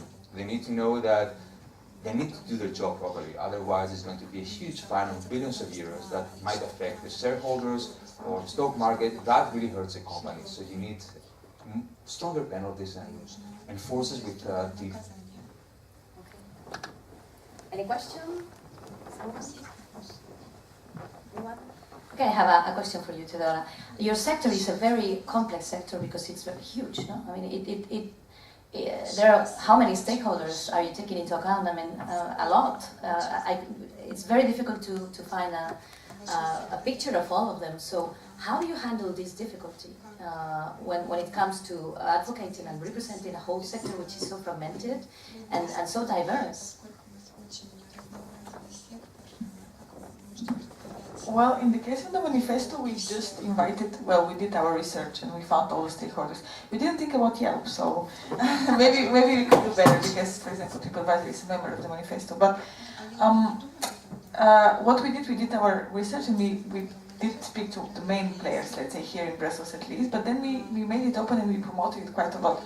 Actually, the manifesto is translated into all the EU languages, and it's present also on a local level. We try to promote it. So basically, we've opened it. Everybody who accepts the text of the manifesto could join us. So everybody who would like to wave the flag of tourism and would like to say, okay, tourism is important for us because we are part of it, is very welcome to join us. And I could say that in the beginning it was very important to have a critical mass. So we started by attracting all the airline associations and then the hotel organization, and tour operators, attractions and so on. But once that we had the critical mass, then it was much easier for the others to join because it was more visible as well. The Commissioner Bienkowska mentions manifesto in every speech that she speaks about tourism, so now it's promoting itself.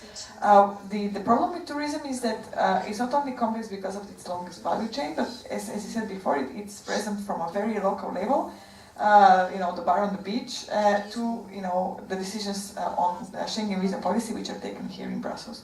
So it's also complex to make sure that all levels of governments are respected because they're also very jealous of their own competency. They don't want to feel like if you have to talk to a city, for example, if you're Airbnb, you have to talk to the city, which is very complicated for you because there are so many cities in Europe, right?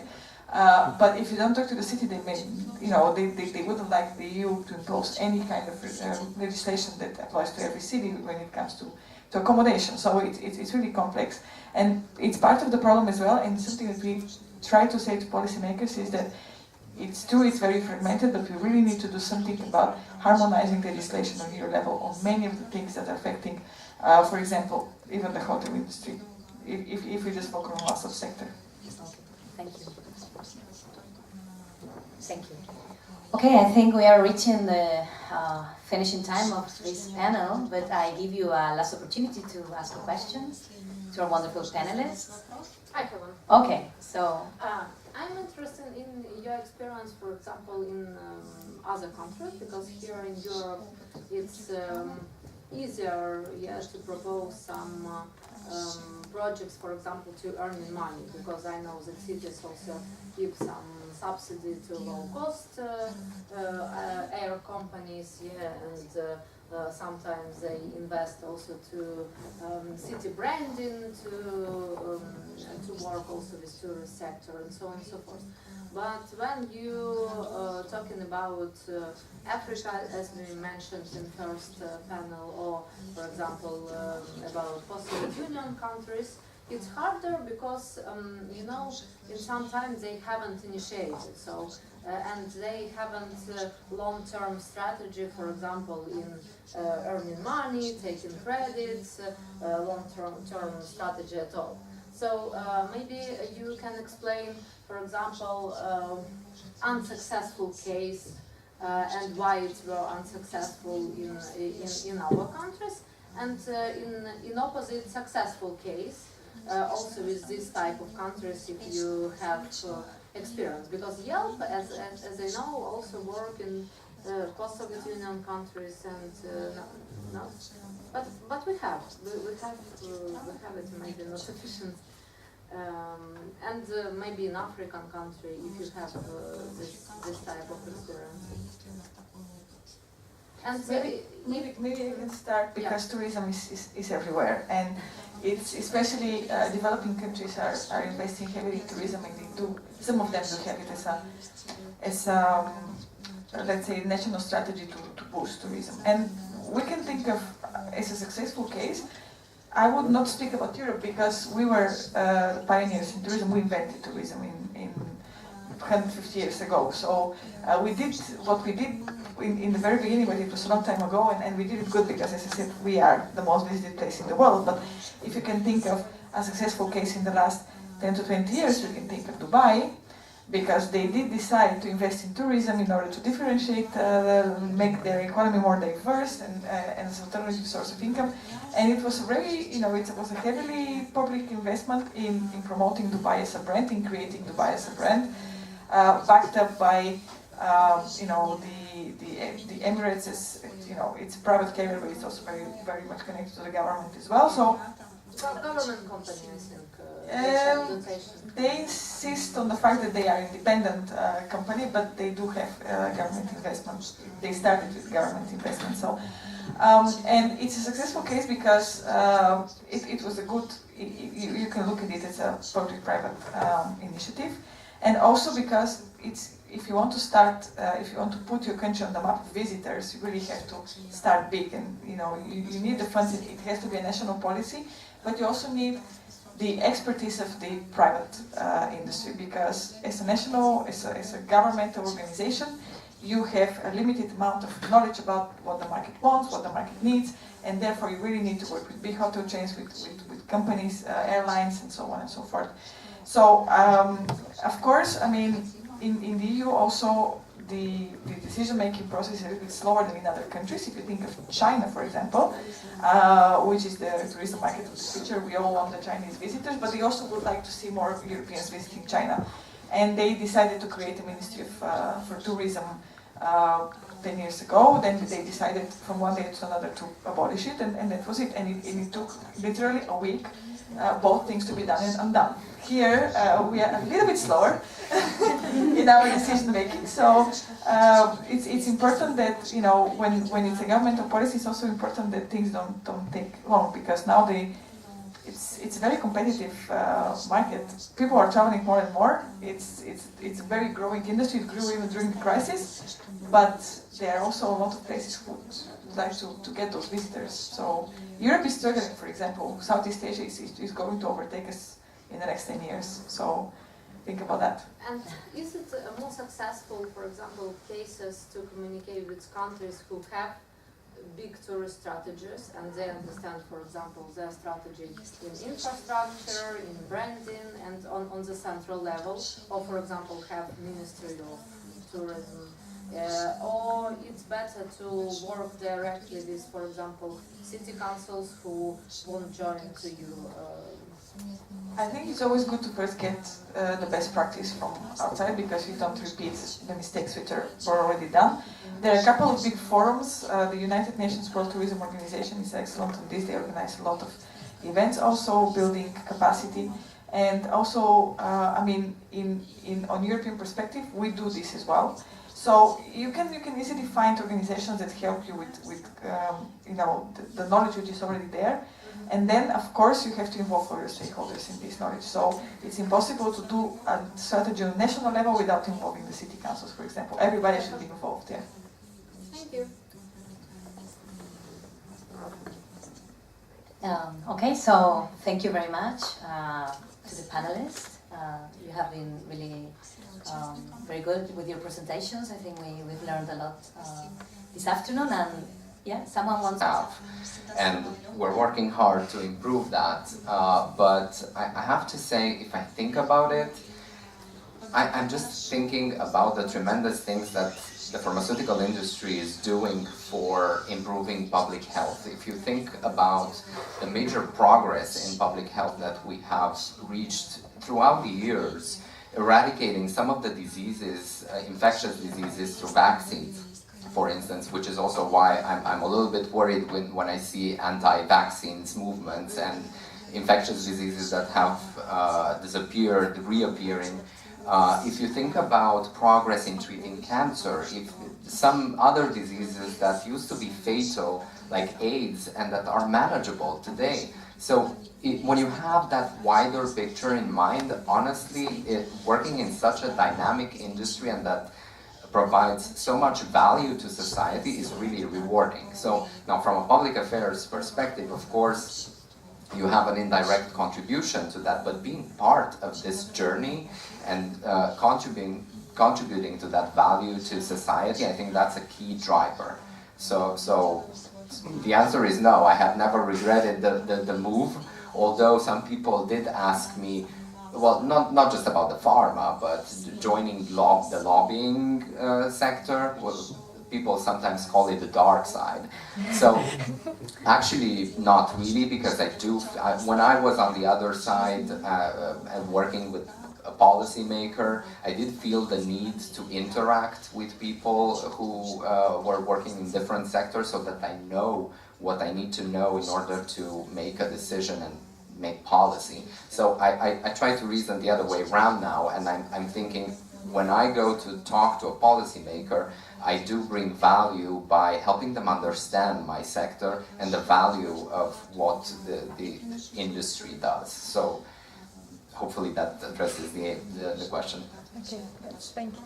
Yeah, I agree. When it comes to lobbying, I think there's this dark reputation, but put yourself in the position of a member of the European Parliament who got elected, who had a job in his previous life, and all of a sudden he needs to draft a report on a very technical issue.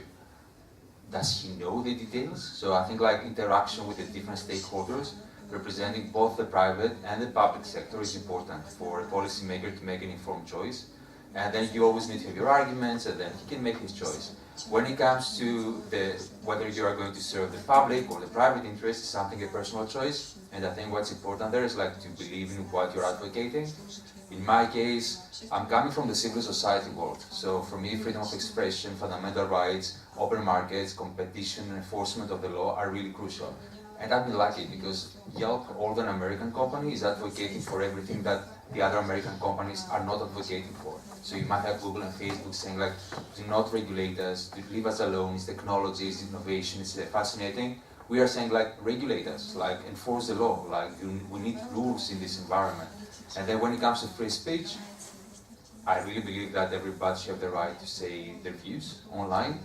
And then when it comes to online reviews, I think it's such a powerful tool, because imagine you just arrive in Brussels and you're looking for a dentist or a doctor and you have no idea, you don't know anyone to ask for, so you rely on Google to give you the best answer. And there's not only Google, there are other platforms where it's really like sharing information. And I think that's really crucial, like to make informed choices and empower the user. I would love to say that I was a little child dreaming to become a lobbyist one day, and then it happened. But I don't think that anybody actually does that yet. You somehow end up in lobbying because of different circumstances. I used to work in the parliament there before, so I also come from the public side before, and I know that just agree with both of you that policymakers do need lobbyists in order to make better law. That's for sure. But I think that in more than that, in this case, is really to focus on the big picture, be it healthcare, be it freedom of expression, be it traveling, because traveling is also it does unite people. It makes them better people. It makes the world a better place. So focusing on the whole picture and your little contribution to it, and also the good thing is that it's true that I said that things in Brussels and the EU may happen slowly, but they do happen. So there are a lot of, being a public affairs professional for more than 5 years, I can now say that I've seen some results of the work that I've been doing. And it really, sometimes there are no results. And these are the moments in which you're like, okay, I need a break. It's just, I've been working on this file for a year and a half, and then the council decided to drop it, and we are not going to talk about it anymore. It happened with the visa proposal. So I was like, okay, start from scratch next year. It happens, but when you see results, then it's very uplifting, and in the end, most of the things go in a good direction. So the overall trend is good. So it's a positive job overall. Thank you. Very short. Okay, no problem. If I can, what kind of data or big data solution collecting about your customers, comparing Google, for example? Or the solution don't do it, for example, about the customers, your customers. Yelp provides a platform where companies and consumers connect with each other. But we also provide the tool to the companies who are being reviewed on Yelp to get some data about how many people go on the platform, like what time of the day are the most people going, and check like if it's coffee, restaurants. Typical statistic information. Yes, and this needs to be in full compliance with privacy rules to make sure that you do not share more than more than even, especially also on Yelp, you have the situation where a restaurant owner is not happy with a bad review. So he comes to Yelp and says, like, give me the personal information of this customer who wrote the review. Because like they want, rating and yeah, it's like, no, advice. like, we cannot give you, it's anonymous. If you decide not to disclose, we're not going to give it to you. So it's like, sometimes you need to, it's a balancing of interest situation.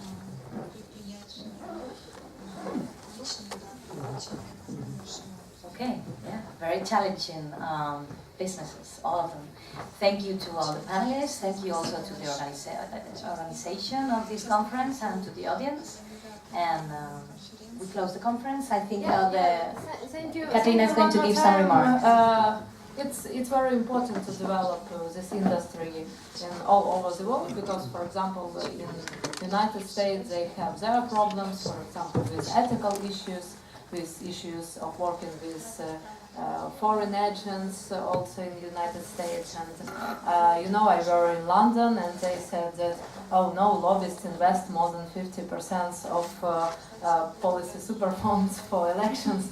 So that's why it's quite difficult to work in this time, and it's quite difficult to work with stereotypes. But I hope that you and your industries join to global government relations community, because now I think that our community is not so strong as it can be all over the world, because American Association of Government Affairs Professionals, it's weaker than 10 years ago, yes, so that's why maybe we here from Europe must build not association like NGO, but really community for experience exchange. And thank you for your time and for your experience today.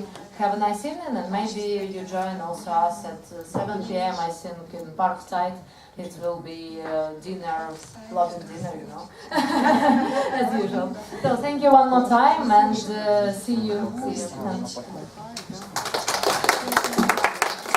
To add something? Maybe the last question, okay? So it will be a more personal question. So because being a government affairs specialist and a public affairs specialist in the business sector is not like a widespread profession. And it's interested for me personally, what force have you driven by when you have chosen this sector, and have you ever had these moments when you just got frustrated and you didn't want to do anything at all? So a kind of motivation maybe and inspiration for me personally. It's an interesting question, okay. Yeah, so for me, actually not. I do find my job quite exciting. It's not always easy, also because of the reputation that the sector might